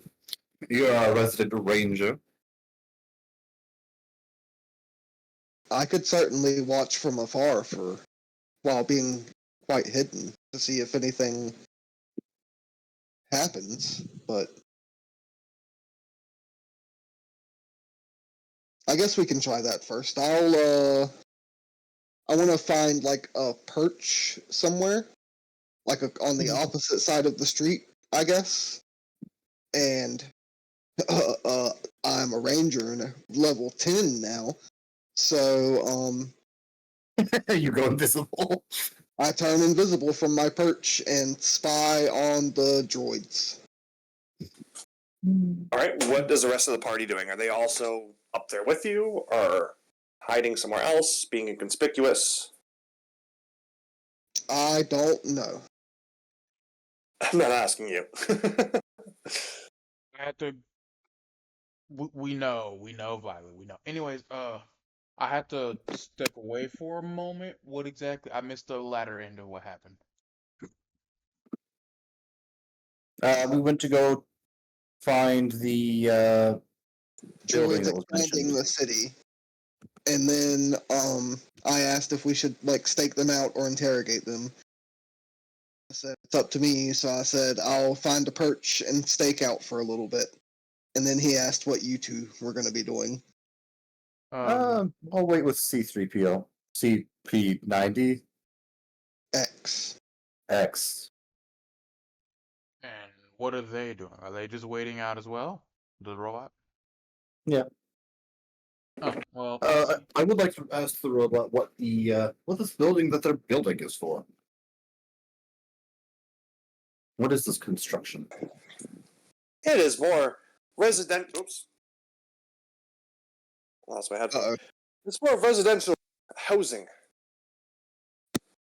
Huh. We expect our population to be booming now that the humans are back. And, well, they haven't been with each other in quite some time, and we know there is usually a boom of babies after these instances. Giggity.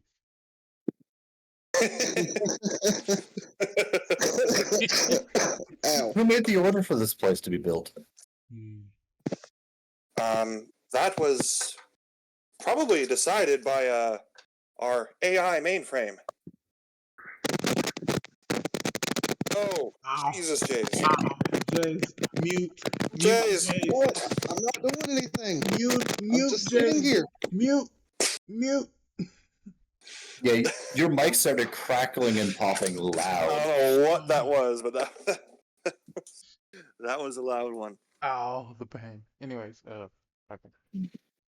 All right, so I'm just going to assume you guys are going to sit back with CP90X and talk with him more while I was gonna. August is watching. Well, we're just watching them to do something. If they're just doing their normal job, we're trying to see why they malfunction. So if they're working on something, Agatha's gonna attempt to walk up and offer to help. You know, they Okay. malfunction. Yeah. All right. So August, do you even have to roll stealth anymore? Or is that not a thing you have to do? What's the deal with that? I mean, that's up to you. I thought you said you turn invisible. Do you have to roll stealth if you're invisible? I mean, technically, all it does is give you advantage on stealth. Well, no one's looking for you. So I'm going to say that, yeah, you're invisible. It's a bustling, busy street, so Linnea talking with P90X, they kind of blend into the crowd. And Rocky, knowing and being used to this kind of behavior on your part, he's found a nice spot to kind of crouch down and hide and stay out of the way. And while you watch closely then, August, Agathor approaches the work site, and Agathor, you see a bunch of these droids picking up various large beams of metal, and they begin walking up a series of staircases to the top floor that they're working on. And then there's a line of droids coming down that are picking up more metal. I assume then you just step into that line and just pick up one of these big metal bars? Yes, that is exactly what happens.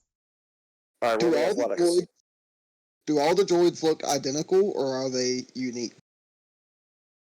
The droids working at the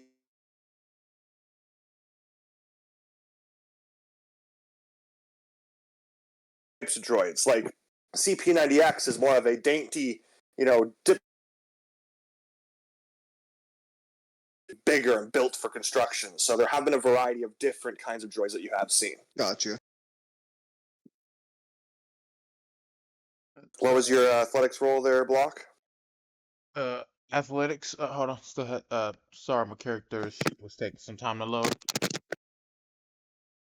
The one did 20. I have a +5 to this. That's only 14. Not too good, not too bad. Straight like in the middle. 14. Okay. Roll me a perception with advantage there, August. Will do. That's caught. 23. Okay. You can see when Agathor approaches and picks up one of the metal bars and falls into line and starts walking, there's a droid up on one of the floors above him that seems to stop in their progression and looks down and sees what Agathor is doing. And then he takes the big metal bar that he's holding and he throws it down from above at Agathor. Agathor, roll me a dexterity saving throw, please. I didn't think they were gonna start with that. Ow, that's gonna be painful. That's a 19 for 22. 22 total. That was Okay. definitely very Wow. soon, very fast. And that's a malfunction? Nah, they're broken.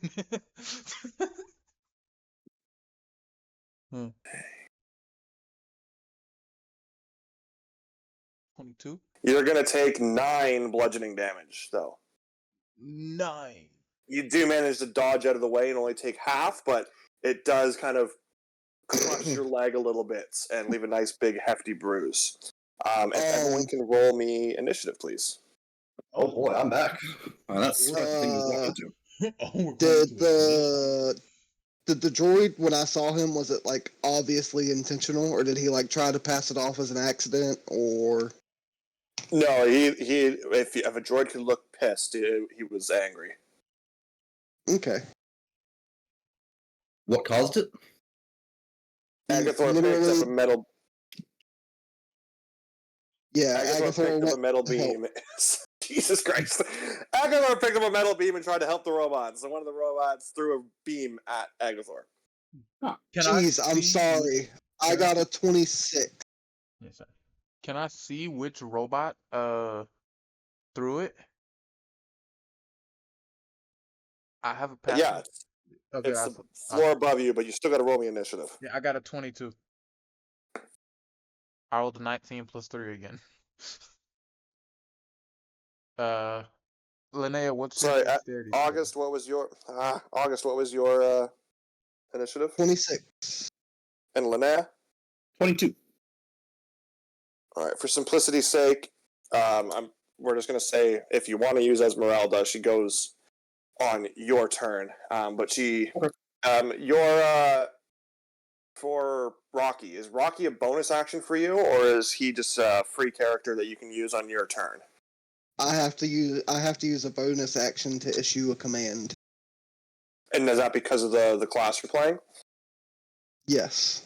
Okay, cool.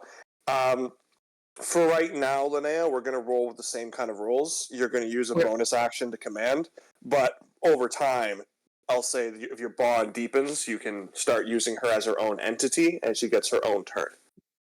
Okay. But Rocky is part of you there, August, so that's always going to be a rule for you. Yeah, that's fine. Okay. I signed it. Who's going first between me and Linnea? We both got the same initiative. Good point. Hmm. Who has a higher dexterity?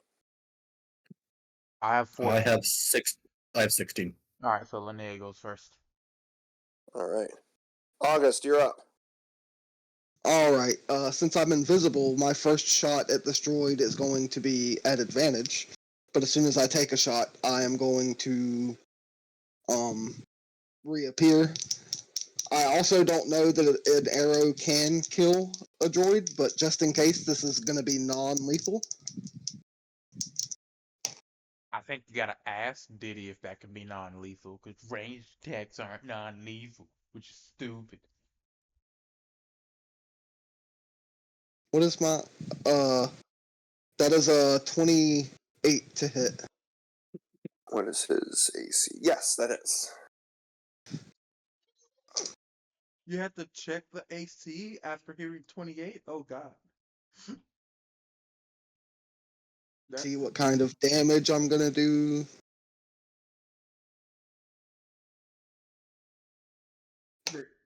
They're either very weak to lightning or very strong against lightning. Ugh. 4, 6. That is 10 points of cold damage with the first shot.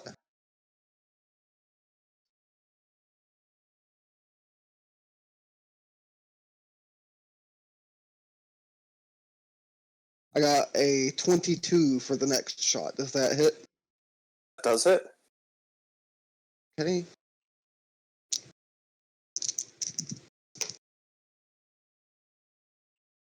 For another 11 points of cold damage. Okay.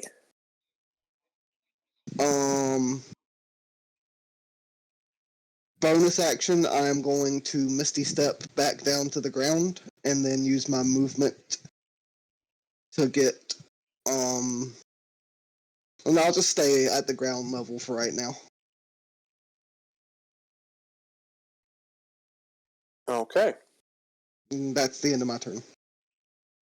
Linnea, your go. All right. How many are we fighting? 1. Oh,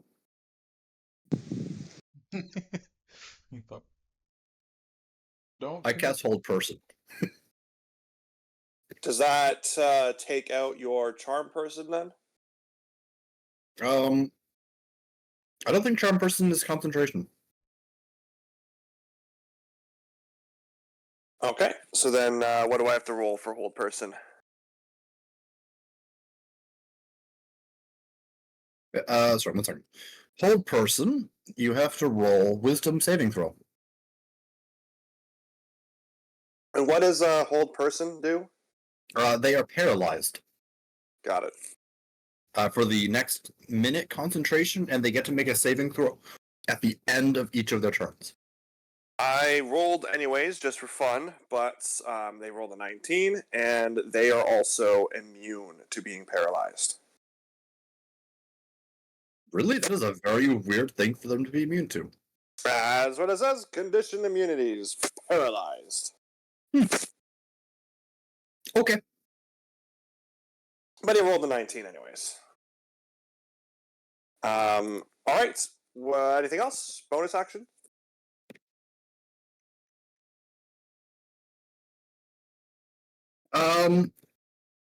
No. Not really. Oh, sorry. Yes, actually, Esmeralda, I will send to go attack. I was just I about to can do say, that you now. finally have a dragon and you're not going to use it. Alright. Esmeralda, I will send to go bite. This dragon was born 2 days ago, and you're already using it in Bites. combat. What a terrible parent. I mean, you gotta give it practice somehow. Alright. A literal training dummy. Yes, sorry, what were you saying? What do they hit with? They are going to bite. That's a nat 1. Yeah, they were born 2 days ago. Esmeralda, it's on the second story, so Esmeralda runs up all triumphantly, really confidently, and jumps onto the pile of the beams that they've been gathering to bring up to the second story, and she jumps and leaps, trying to make it to the second story, and not quite strong enough, so she just falls flat, and she's just sitting in the dirt now. No. Go help her up. It's like, okay, it's okay. Alright, Agathor, your turn. Alrighty. You know what? Out of honor of the god who gave up and regained their honor, I will be using the hammer for this one. How far away are they from me? I'm not really tracking that. You can just run up to them if you wanted to. I You see. probably weren't the closest to them to begin with anyways. Then I am going to move up to them and with my passive perception, or actually that might be passive investigation. I'm trying to looking at this robot versus the other robots. Do I see any differences? Like, are their eyes a different color? Any sparks coming out? Is there any difference? Nope. None. Okay. Then I'm going to. I haven't read any of my nieces. I'm going to bonus action. Let's go ahead. Do I not get those till third level? That's stupid. Okay, I'm gonna bonk him with the hammer. Okay, roll me your attack. Bonk. Oh wait, no. I almost rolled it in the wrong spot. 20 plus 8. Bonk number 1. That's a 16 to hit for bonk number 1. Misses. Misses, alright. 1d plus 8. That's a 26 to hit for bonk number 2. That hits. And it's 2d6. No, wait. 2d6 plus 4 plus 1d6. That's 19 total damage. That is 13 bludgeoning and 6 cold. And I would like it to be non-lethal if this thing is dying from this hit.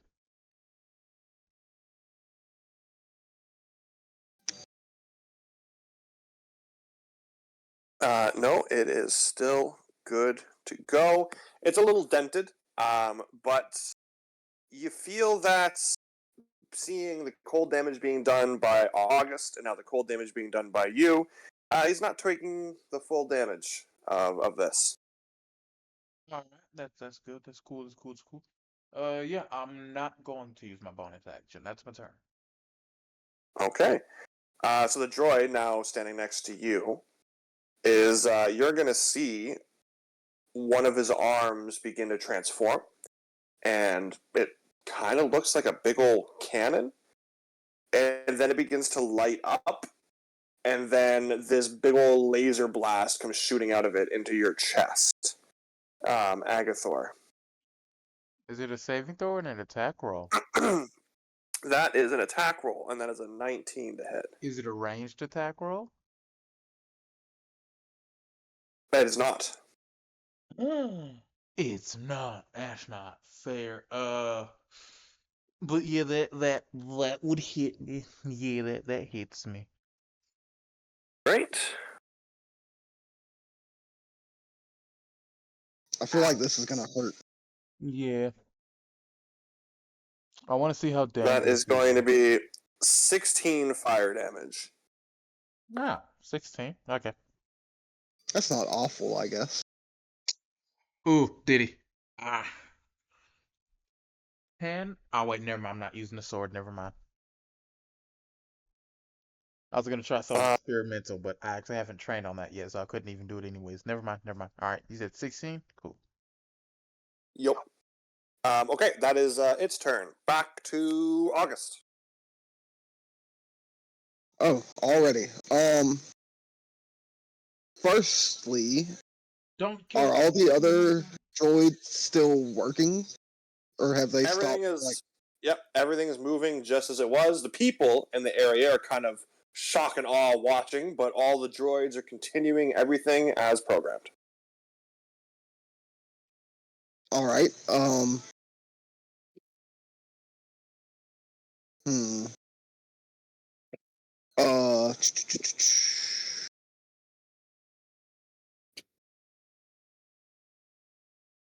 I already rolled a 2 on my bow and arrow, so it's gonna be cold damage. I can't do anything about that now. I am going to cast Bless on Agathor and Lene. And I can pick 3 people. I guess Esmeralda, if that's technically possible. Should be. Sure. Yeah, so they can each add a D4 to their attack rolls, ability checks, and saving throws. And as a bonus action, um, since we've determined Rocky has a climb speed, he's going to climb up to the second floor with a 40-foot straight line and try to ram this droid. Okay. Roll me your attack. That is a 23. That hits. That is a D8 plus a D6. 13 bludgeoning damage.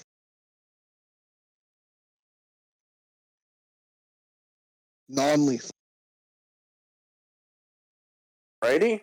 Does it have like a ramming ability?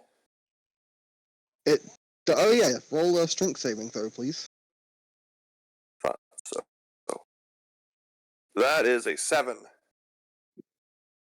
The droid falls prone. I'll do you one better. You're on the second story. The droid falls off the second story and Ooh, takes an hell yeah. additional 5 damage when it clunks to the ground. As long as he's still prone, that's fine with me. That's it for August on this round. Okay. Linnea. Oh, right. Rock, I want Linnea you will to have. know that has set up a super cool hammer smash attack. Yes. And I'm taking. I was planning on taking that the moment I heard it. So, can I use my action to command the dragon instead of my bonus action if I wanted? Don't see why not. Alright, so I'm going to use my bonus action to Bardic Inspiration the dragon, and then use my action to command them. Just like, come on, you can do it, Esmeralda! And then Well, have, I mean, the droid landed right next to her, so she's right there now. you got it! Let's see.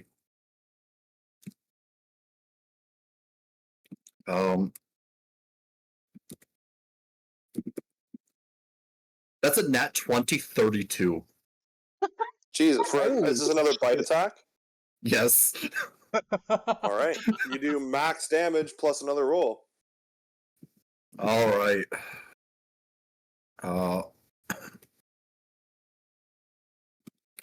1d10 plus 10. Plus 2. Oh, oops. 15. Are they immune to poison damage? They are immune to poison damage. That's what I thought.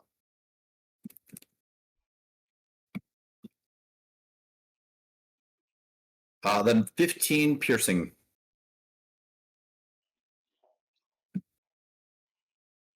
So, Rocky knocks her off, or knocks the droid off, comes crashing down. Esmeralda finally being able to be involved in the combat and make up for her blunder in the beginning. From natural 1 to a natural 20, she just bites down on this droid's head and rips it clean off. I know we've been saying non-lethal damage, but she's a young little dragon, doesn't know any better, Yeah. so she absolutely just destroys this droid. And then, even after the combat's done, she just continues to rip out its inner parts. And yeah, you have defeated said droid. Damn. Linnea really happily Tell- just tell her to congratulates Esmeralda. No, stop it. Stop, Linnea, Esmeralda. Stop. get your lizard under control. We needed the body. Can I roll animal handling to make Esmeralda stop? I don't know. Esmeralda's sorry. It's okay. You already got it, dear. Put it down now. She sees Linnea coming. She's like wagging her tail while holding a mouthful of droid parts and comes running up to you and puts them at your feet. Dang it, we needed it. I'll pat Esmeralda's head. She's really happy. She's like panting like a happy dog. You guys can roll me investigation to check the droid. I'm gonna forego that and go to CP90X and ask, if we take all the parts that are still here, can he be reassembled enough to answer questions? You don't need to No. reassemble him. You just need to get access hardware. I'm sorry, what'd you say, Diddy? I couldn't do it. But perhaps the Tinkerers could? Perhaps they wouldn't be happy to see that their hardware has been treated this way, though. They wouldn't be happy to know that it threw a girder at a civilian either. That is also true. You are so smart, friend of Linnea's. I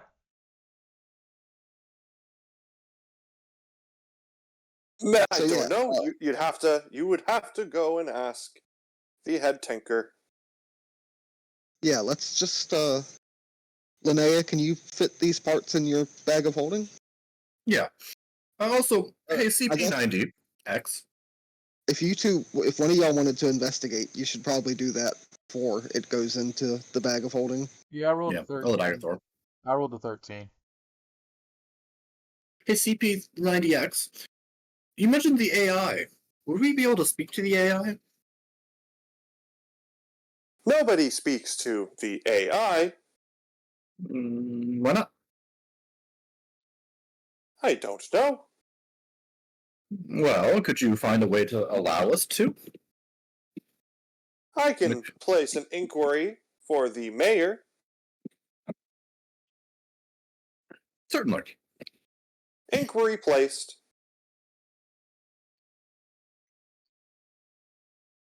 You're 13, Agathor, while you're gathering the pieces of the droid. It's all nuts and bolts and things falling all over the place, but you notice something peculiar fall out of one of the pockets, if you will, of the droid. And it's a card. And the card reads, Nuts and Volts. Nuts and bolts. Kinky. Alright, I'll pocket the card. Actually, no. I'll hand the card off to. Yeah, Lene is too busy being a mother. I'll hand the card off to August.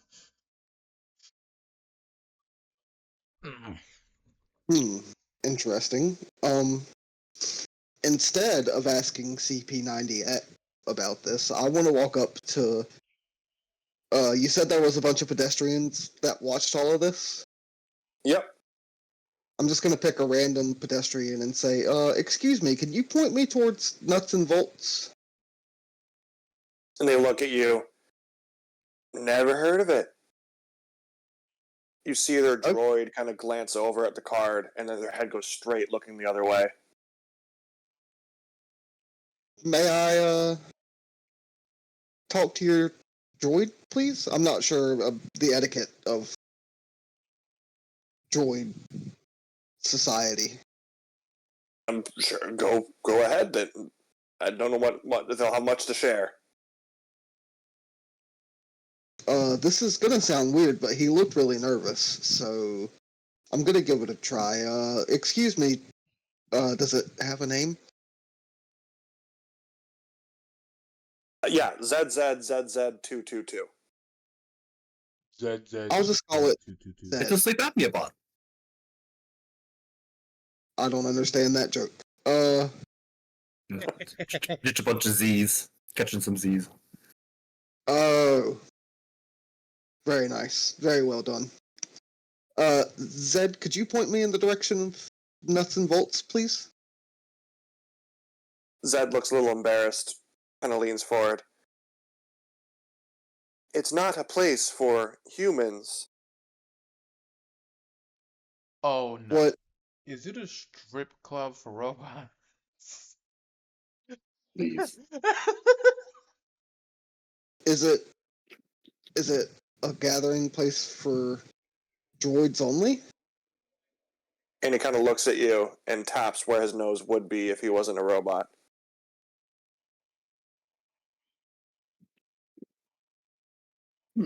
What? He taps his nose. I don't. What would that mean? I don't know. Means yes. It means you know you knows. You're right. Yeah. Okay, you're on the nose. Got it. Yeah.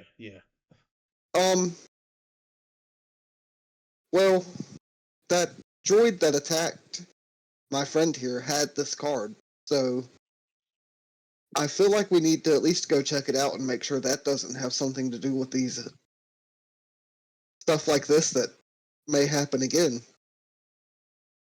And he kind of looks over to P90 and looks to you. Your droid companion can lead you there. All right, thank you very much. You have a wonderful day.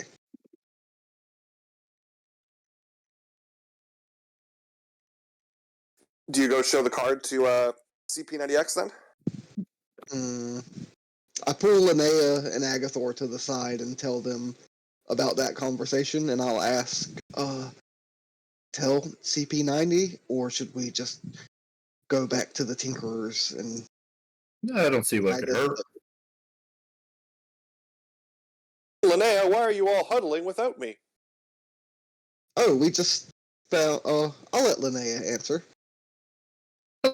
Hello, friend. Do you happen to know of a, there's a place that only droids usually go. I think it's called Nuts and Volts. I think we might be able to find some clues there. Oh, no. He didn't like he seems like a very well kept droid, but anything that's loose on him, he kind of trembles, and you can hear it shaking and rattling inside of him. Nuts and Volts? I've never heard of such a place. That droid over there said that you could lead us to it. Zed. Damn it, Zed. Steve. No, Zed. Oh. Yes, Zed. Right. Is it? Are you programmed to be able to keep secrets?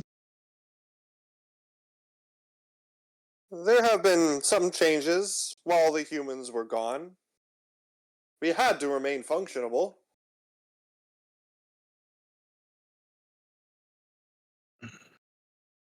but I will lead you nonetheless. Much appreciated. I'm trying to remember if at any point he said he couldn't lie, but I don't think so. He said he couldn't hurt people. And he wouldn't know how to answer a question about how he would react to someone having hurt him. Okay, so he leads you, this time not so casually. He's very secretive about it. And you're taking many different routes. And it seems a little bit daunting with how many different alleyways you're going down. But you finally make it to your destination. A door in a wall, which had no sound, no indication that it is anything more. And you see CP90X take one of his USB ports and sticks it into a little slot in the wall, and the door slides open. And inside, you can hear techno music going off, lights flashing around. And you enter in, and it is a droid cantina.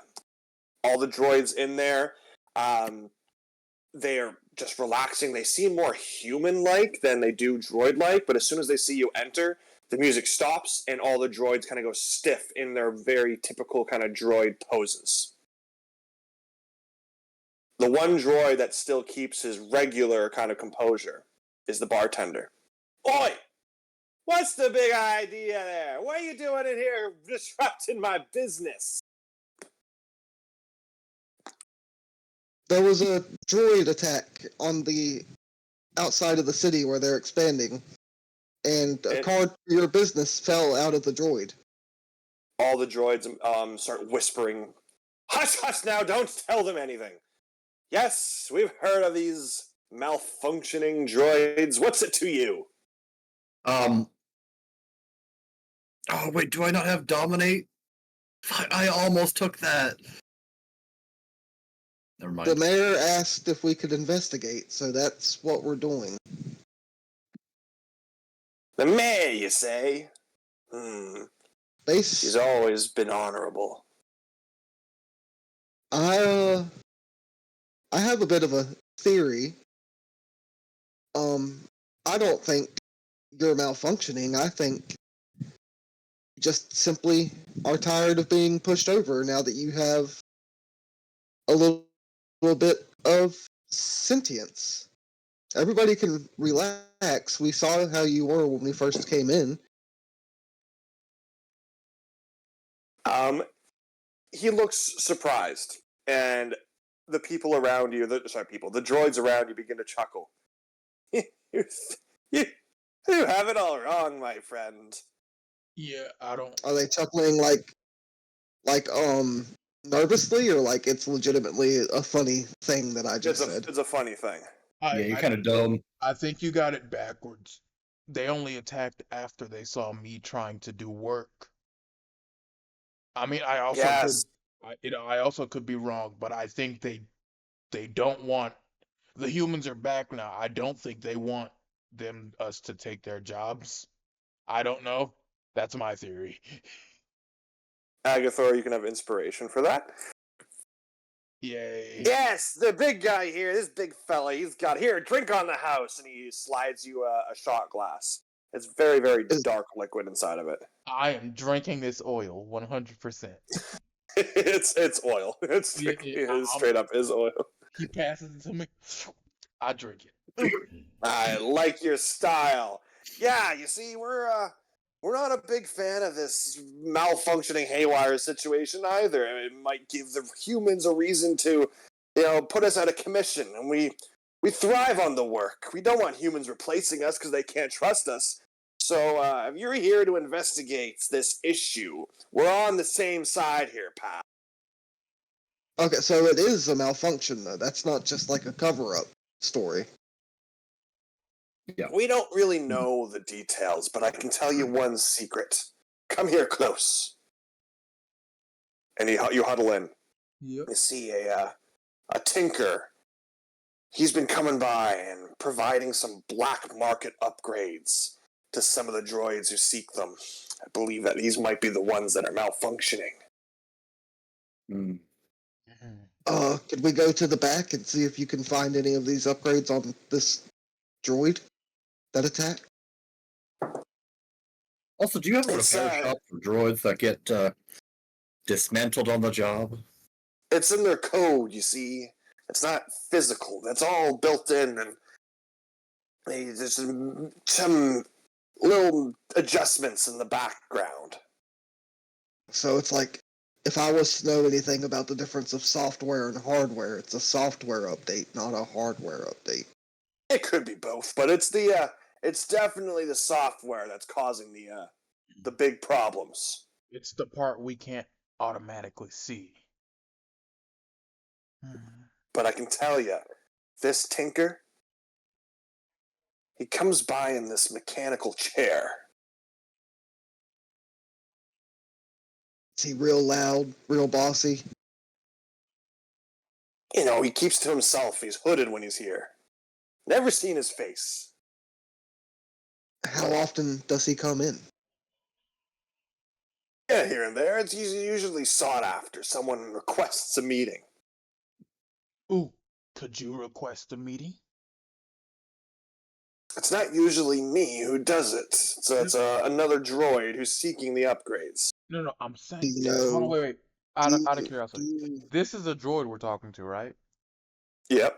Yeah. Do you know of anybody in here now who is seeking an upgrade?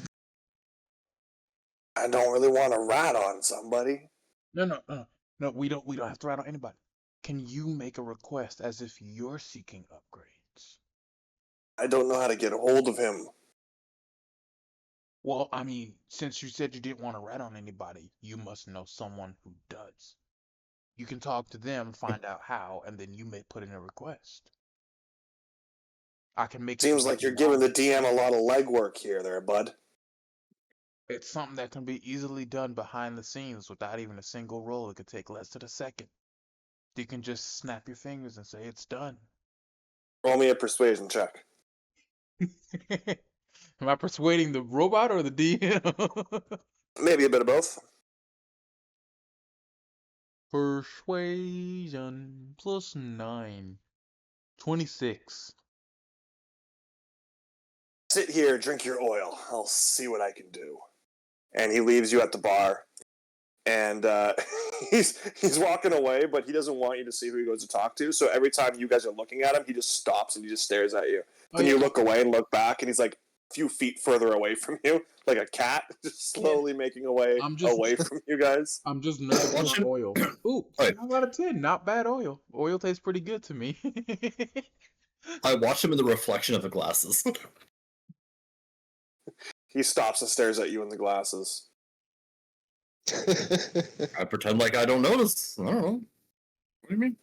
Eventually, after you guys have looked away and blinked enough times, he gets to his destination, whisper, whisper, whisper, comes back to you. All right, I've put in a request for one of these upgrades, you see. He should be here shortly. Where does he usually set up at? The back room over here. I slide 30 gold their way. Do you mind if we set up shop in the back room till he arrives? Well, till they arrive?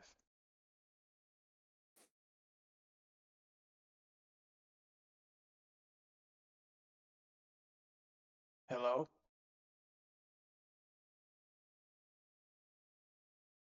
Is everybody Did we confused? lose the... I can hear you. Just Diddy. Okay. I thought I lost contact with everybody for a second there.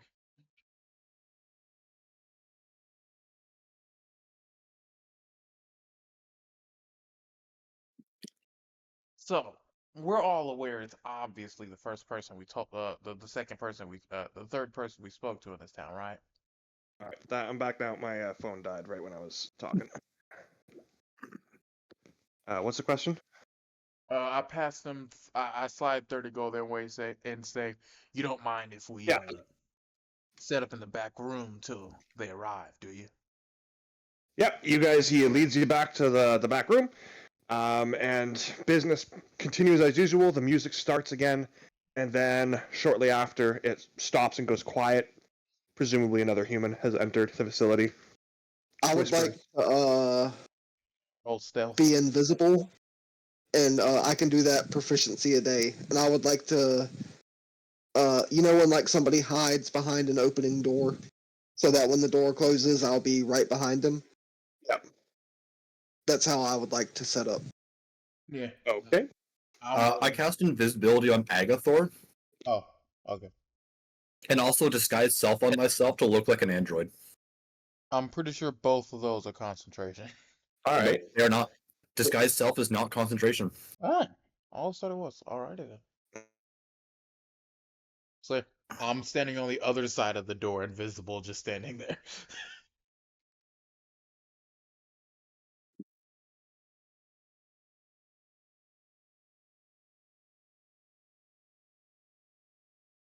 Mr. DM? I think I heard a little bit of lag. They might be having some technical difficulties. Yeah. I think it's because his phone had died. My phone died, and then my controller started dying. I'm back. Oh, you can hear me? Yes. Yeah. Yep.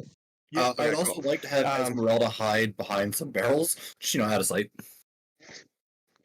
Sure. Throw a tarp over her. Okay. You got two people just standing by next to the doors, invisible. You gotta. I'm gonna whisper So, to Agathor, let's grapple him as soon as he comes in. Don't do that. Explicitly not that. No, we have to wait till we can see. We have to. We can't. It could just be. It could be a big setup. We have to wait until they. Let's let them take off their hood first. Okay, fine. Wait until they start to catch on of what's going on. Yeah. okay, so the door opens, and in on his mechanical wheelchair rolls in a being wearing a cloak. Immediately pulls back his hood. It's Guilford. Oi, so you're the droid looking calling on me so quickly with an emergency upgrade that you need. And what is this business you need then? Is the door closed again now? Yep. All right. I am invisibly. I'd like to slide in front of the door. That way there is no opening and just running out. Yeah.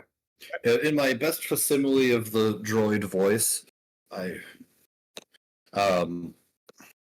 sec, what would I like to ask? What manner of upgrades do you have? I don't know. That was the worst droid voice I could have ever done, but You're the one who called me to come down here and perform this emergency thing, and you don't even know what you want. I need to know what specific options there are. I need the upgrade. This is bizarre. How about you just trust me? Just get down on your knees, turn around. This sounded a lot dirtier than I planned on making it. Lift up your access port. Let me fiddle around in there for a bit. Giggity. Damn, two it's a whole giggity person.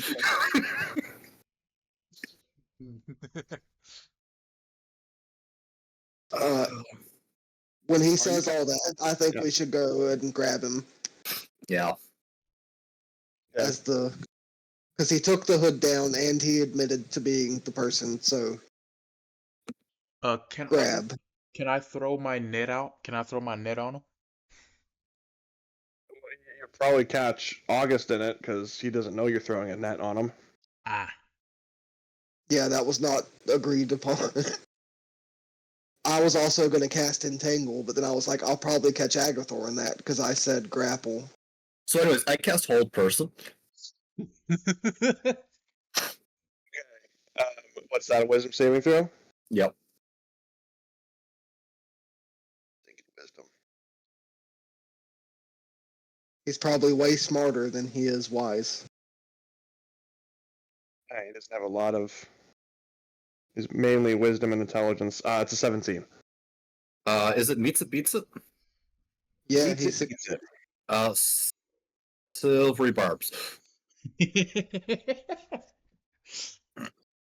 I almost took silvery bars myself, but I didn't. That is an 18 this time. Drat. So me and Agathor, as we planned, to go to grapple him. He's a crippled man. I feel like there's no way two people can't grab him. Stick your foot in his wheels. Stick in there. Is Agathor throwing a net or is he grappling? Agathor isn't strong. Can Agathor just stick? Can I just stick my blade in his wheels? That way he can't roll. Sure. Yeah, Agathor's sticking the blade in the wheel, so he can't roll. This feels very similar to something that Igor tried pulling off. It didn't fucking work for me at all. Yeah, I'll allow that. He's not moving. You're invisible. He's not expecting it. So yeah, you grapple him and you manage to stick your sword in. You're no longer invisible. I don't think he was invisible anymore anyway, after Linnea cast Hold Person. Oh, that's true. But anyway, I'll still attempt to grapple him. What is the meaning of this? I'll drop. I can probably drop Disguise Self, right? I mean, you can drop any spell you cast. It's your spell. Not necessarily. The meaning of this is your software updates, whatever they called it, what's causing the malfunctions in this town. Allegedly. They We said don't it know was that a man for in sure. a wheelchair. You came here expecting to do an upgrade. We have questions. And we need answers. So you finally caught me. I never expected it to be you.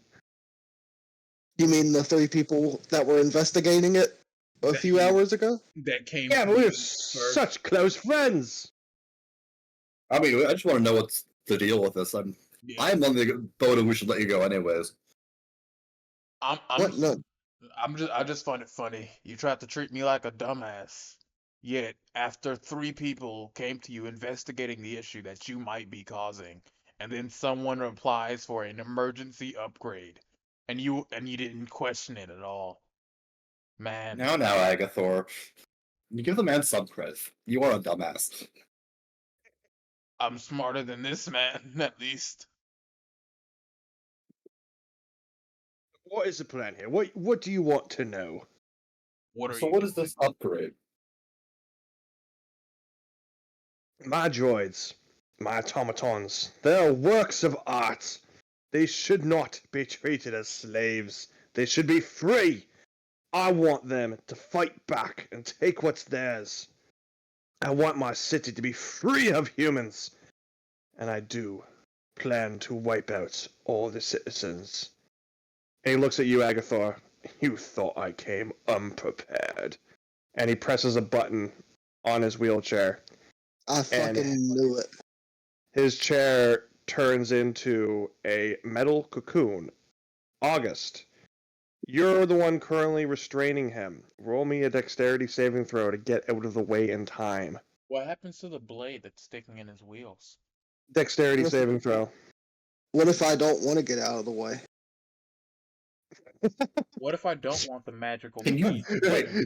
You're making it. It's either dexterity saving throw to get out of the way, or an acrobatics check to somehow stay in the cocoon with him. Okay, what if you rolled athletics to rip the man out of it? I would prefer to never have to roll athletics ever. Since I have the I would blade also agree with in the wheels, can I roll acrobatics to just join him inside the cocoon then, since I'm holding the blade in his wheels? I was just joking about that. I don't want that sounds dangerous. You're I think you too should big definitely to get do it. in there, Agathor. But I will allow August. You could roll with athletics to pull him out if you would like to. I like that idea from Linnea. I mean, I'll try it because why not? But I have a +0. Inspiration? It's once again, it's an option. You have to either go in with him, get yourself out, or try to bring him out. I mean, I'm gonna try and bring him out. I got. Is that a D8 now or a D10? Well, D10 if Diddy allows me to give Bardic Inspiration. I guess it is technically reactive. So It is a reaction, then sure, why not? Agatha, are you still rolling me a dexterity saving throw? Bardic is a bonus action. I'm saying this is all happening as a reaction to the cocoon. Yeah, I mean, yeah. So if their reactions are trying to get out of that, then Linnea, I'll allow you to do one reaction. If you wanted to use it as bardic inspiration, then sure. Yeah, I use bardic inspiration on August. I essentially need to roll a 10 for this to be worth anything. Yeah, and the bardic inspiration is a D10 now. I got an 11 total for my athletics check. With the bardic inspiration? Yep. A 6 and a 5.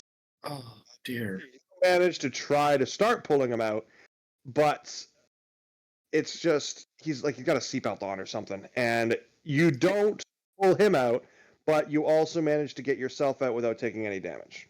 All right. So was the option for me to hop in not there for me or no? No, you're too big. You're just rolling a dexterity saving throw to get your weapon out in time. I mean, it's a magical blade against just metal. I don't think it's gonna snap. It could be magic metal. I mean, it could be magic metal, but like, You can not roll it, and we'll see what happens. But I'm giving you the option to roll it. can I use my reaction to go "Ah," and just light the blade up? So you're going to choose not to roll it. Yeah, can I use my reaction to set the blade ablaze? Sure. Yeah. So my reaction is just set the blade ablaze while keeping it firm where it is.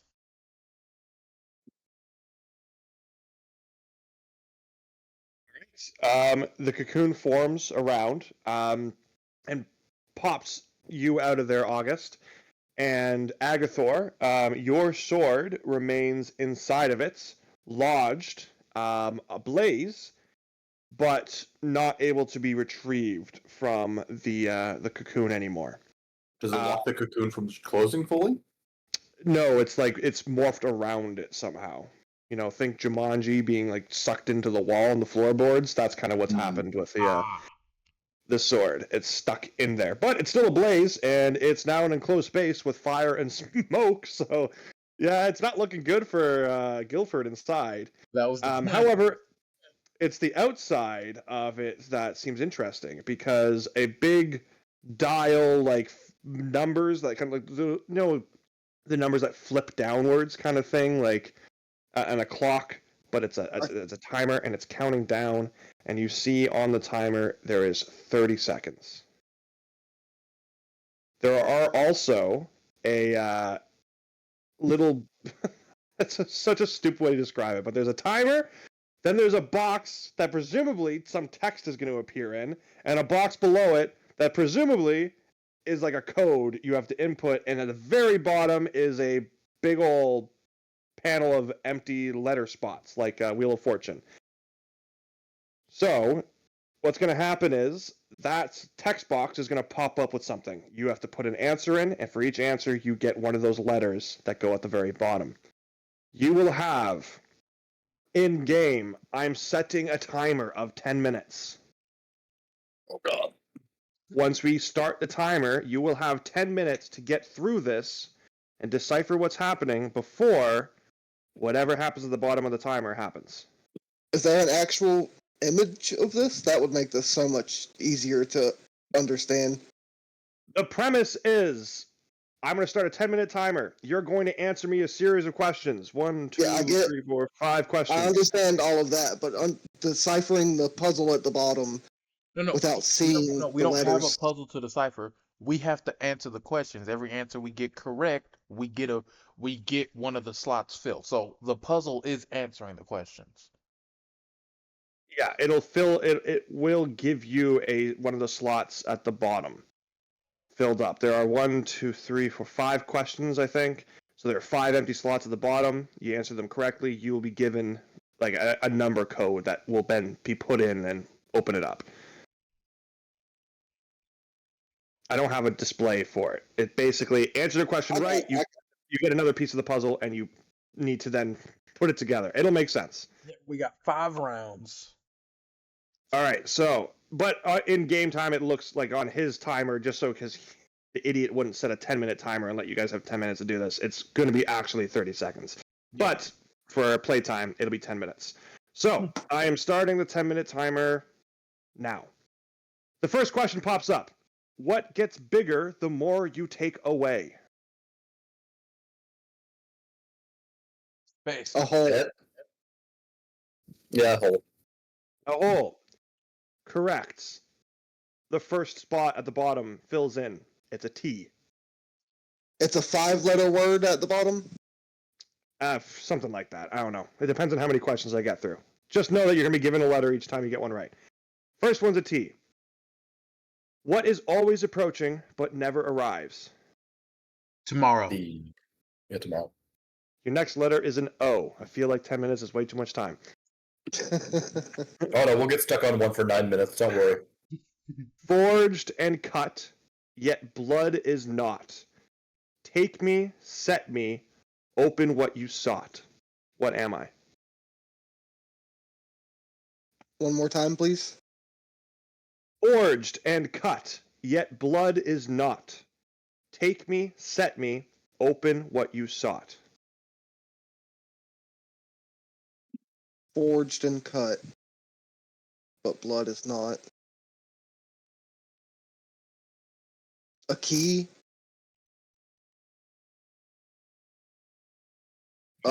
He is correct. Oh, okay. Your next letter at the bottom is an R. You now have T, O, and R. I have cities, but no houses. I have mountains, but no trees. I have water, but no fish.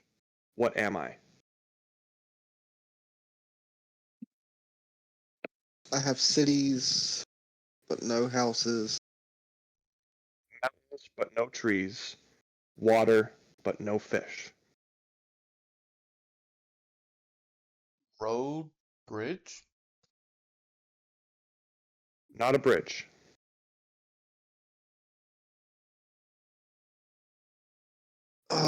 Cities, but not houses.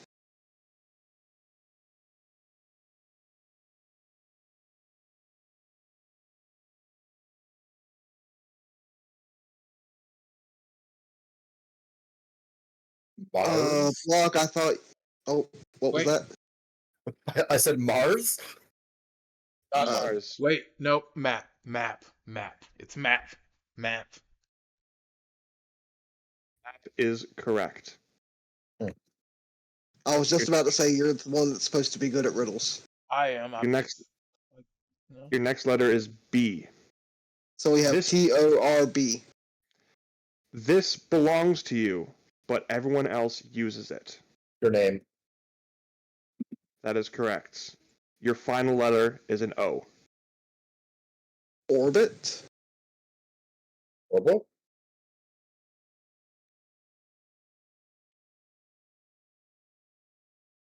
What are all the letters that we have collected? Was Diddy, T-O. answer. Stop running on the clock. What are the letters we collected? TORB, I know for sure. I don't know what the other one is. TORBO. TORBL. Oh, Oh. there's 2 O's. Robot. Timer stops. You guys still had 6 minutes left. I should have put that for I was choosing within 5 minute or a 6 minute or a 10-minute timer. I should have gone 5 minute because then you guys would have. I will say, if Block did not say map, I would have lost that challenge. I don't think my brain would have got there. You guys defuse the bomb. The cocoon begins to open up, and inside is a now dead Guilford, who He's dead. the smoke, the lack of oxygen for those 4 minutes was too much for him. Hold No, on, it was hold only on. 30 Wait a seconds. sec. No. You said in game it was 30 seconds. Out of game it was 4 minutes. Yeah, I know And I it said takes that. longer than that to suffocate in D&D. So He died anyways. come on. I mean, it doesn't really matter, I guess. We were just gonna Yes, it take it does. from there. Yes, it does. We still needed to question him because we still have to find out who had the upgrades. If we can just remove the upgrades, or how do we find the people who have the upgrades? So him dying sucks. Yeah, I I had no attempt, intention for him to die. Wait, I, Linnea, I you attempt can to stop this. cast healing word and see if he comes back or if he's dead. Linnea, Or I don't have healing word. I meant cure wounds.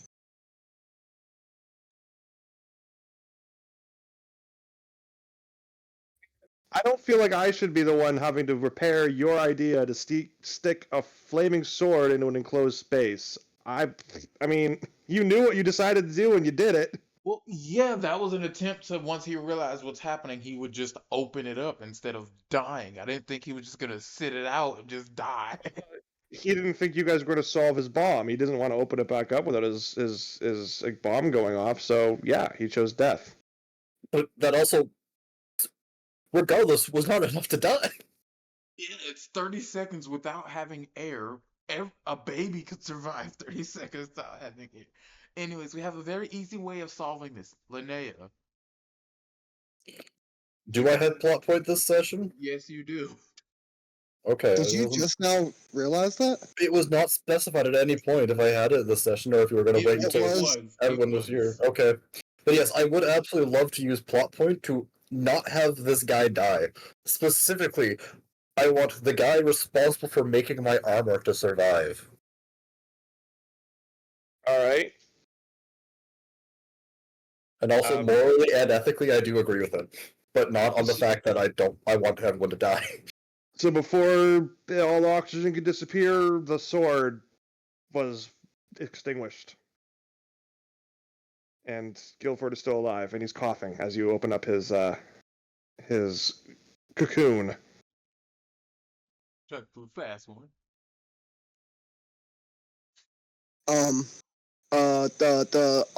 Agathor, put him in your net now. Yeah, I will just wrap him up in the net. At this point, a bunch of droids come busting into the room, and behind them is the mayor. See, P90X said you had an ambush set up for the culprit behind this issue. Oh my word, Guilford, how could you? Did we ever tell CP? I mean, he was watching the whole thing. He's smart. He's a droid. He's a druid? Droid. The bartender probably would have. The bartender probably told him as well what was going on. Everyone seems to like this guy. But thank you for finding out the culprit behind these issues. We will take him to, well, prison, probably. Well, hold on. Well, no, don't be hasty. We don't fully know if he's the actual culprit for the reason why this is going on. We just found out that they were doing illegal upgrades that could potentially No, hold on. He definitely said he wants to kill all the civilians. I clamp a hand over August's mouth. No, August moves and says that out loud anyway. This man is evil. We can still get your armor through the other members of the guild. August, we needed more. No, he was misguided. What do you mean we need more information? He said, I planned this because I don't want any humans living. No, not that. Linnea already paid them. Yeah, so the guild is going to build the armor. Yes, CPX told me of your dealings and your request. I have a gift for you for completing this task for me, but feel free to take advantage of our facilities here. So yes, the guild will still happily build what you have requested of them. He doesn't have to be there for it. Oh. Yeah. See? Jeez, if y'all would just listen to the smart one, August says very confidently. You're not the smart one. The I smart, have an intelligence of 12. Thank you. the smart one is currently an asshole and is meditating on the ship. They are not here. So may Anyway, I take him this to guy, prison then? yes, he confessed to everything. And I'll take your word for it. Because our justice system here is stupid, apparently. Well, I mean, you can ask the other droid that's in the room looking at the bartender. They have no reason to lie. The bartender, whose name is Sparky, you guys, I never shared that with you. Yeah. Sparky goes, Mayor, you've always been treating us so well. This guy here has been causing Insight. some bad things. He's telling the truth. Okay. This I wouldn't be introducing more forks in the story at 11 o'clock. I'm sorry, guys. We're wrapping up the ending of this right now, so don't worry. I'm not hiding anything else from you at this point. It was supposed to be like a little mini story. Yeah. Does what's his name? Gertrude? What the Does fuck, he, Guilford? there it is. Does he do the whole thing where he's like, I almost got away with it too if it weren't for you meddling kids and that damn dragon. Yes, that damn dragon, that damn stag. Yes, he's cursing and I'll get my revenge as he's being toted off in shackles with his non-functioning gimpy legs. And you guys are victorious in this little mini quest. Hey, I would like to collect his defused bomb. No. the bomb that's supposed to destroy all humanity within a city? No. I'm not giving you this. Wait, hold on. What? That's what he said. He was going to destroy all of the humans in his city, and He he brought activated that? a bomb. That was his contingency plan? Yeah, but he was inside a cocoon. Presumably, that was going to be enough to keep him alive. But that would also kill all of those precious robots. No, Unless it was a neurotoxin. It was like a biological bomb that's not going to touch the metal, Wow. like an EMP, but for humans. Maybe- Anyways, the cops, the cop droid guys also take that away as well before you can tinker with that. Dang it. I have a gift for you, but that's not it. And so the mayor looks to you and says, "Well, thank you, brave, intrepid explorers. I know you have a task to continue on with, but I will provide you our gift, and you can go back and talk with the Tinkers and get your equipment that you needed from them as well. But here, first, take this." And she hands you this big kind of contraption that is like a belt, but also like a backpack at the same time. It's got to be like connected to you at two places because on the back, when it unfolds, it's a giant robotic arm. And this acts as a third arm in all regards. It allows a player to perform an extra attack, or in the cases of holding two-handed weapons, it could be used to be that second hand that holds it. It gives you advantage on any kind of grab, and you are now proficient in sleight of hand, where you have this robotic arm equipped. What if you already are proficient in sleight of hand? That doesn't do anything else for you. Oh, Sorry. with the shot. Thought of this. it's just the one backpack. We have to decide who gets it. You have to decide who gets it. I mainly shoot a bow and arrow, so I don't think it would do any favors. I think, hear me out, it might be best with Lenny Sukyu. What if Absolutely the not. dragon used it and had a weapon? It's too. I guess it's a big enough dragon. It's not designed for animal wear. It's designed for humanoids to wear. Well, I mean, outside of Violent, I think the two best people would be Violent and me, unless Linnea wants a two-handed weapon. I have think it one makes the most question. sense for you, Agathor, but If I used the backpack to use the Wand of Wonder, would it count as me casting the spell? the spell itself is an action, right? Yeah. That I would mean, be. yeah, using the wand, I guess, would be an action. It's more so it's designed to be if you have an ability to do like 2 attacks on a turn, you can have this robot arm and now do 3 attacks on a turn. Okay. But the arm, that still doesn't help though. I have to get a one-handed weapon because it helped me wield a two-handed weapon, but it wouldn't help me.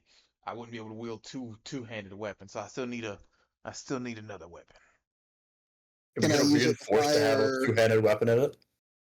Can I use it to fire a crossbow, a light crossbow? You can use it to shoot another arrow if you wanted to. It's just another hand that's holding another arrow. Yeah, it gives you an extra Interesting. attack, so yeah. It's like If you have it could be the thing pulling your bow back while you have your other hand shooting the light crossbow. Or it could be the thing aiming your bow as you pull it back with one hand and then your other hand shooting the light crossbow. you already have 2 attacks with your when you shoot your arrows, right? Yeah. Then you would just get a 3rd attack. Yeah, same for me. It would effectively just be giving us a third attack. Violin As would well give as us your two attacks. grappling and sleight of hand. I still think it would be best for Agathor, just because you're probably the heaviest hitter when it comes to melee combat. And I'm just pointing out that he still doesn't have a weapon that could be used single-handedly, so Well, you'd have to get. I could always try to get the Frostbrand Warhammer downsized. Or just pick up a random one-handed weapon somewhere. Yeah, just go buy a sword Or you get a shield. or a shield. Ooh, that's not a bad. Not Now, a bad. No, everyone wants it. yeah. Now all of a sudden it sounds like it could be for me.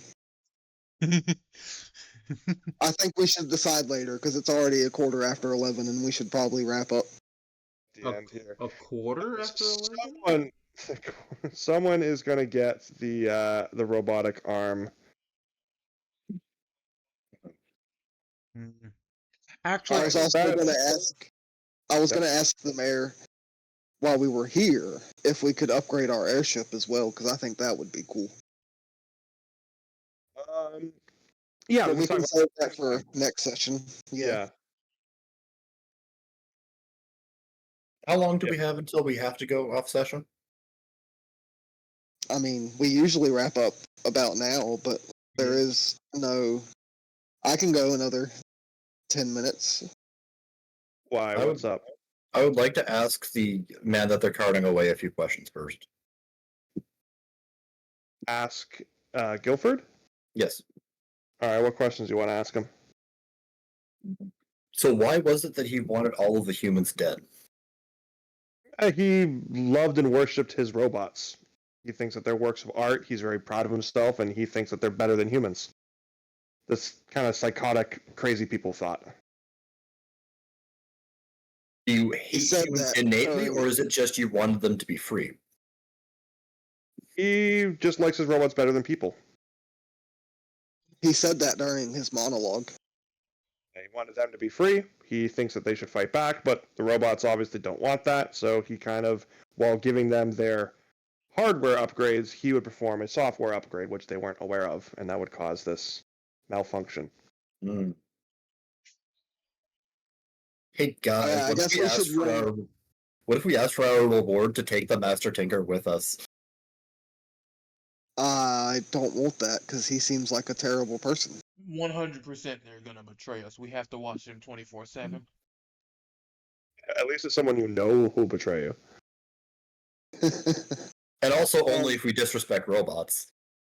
Just to add this into the whole thing, I'm going to tell the mayor about the whole software thing and that there still may be a few droid attacks to just be on the lookout because I don't know if it's just going to be inert because he got arrested. So there could still be a few out there that Might need to be dismantled or the upgrade taken out.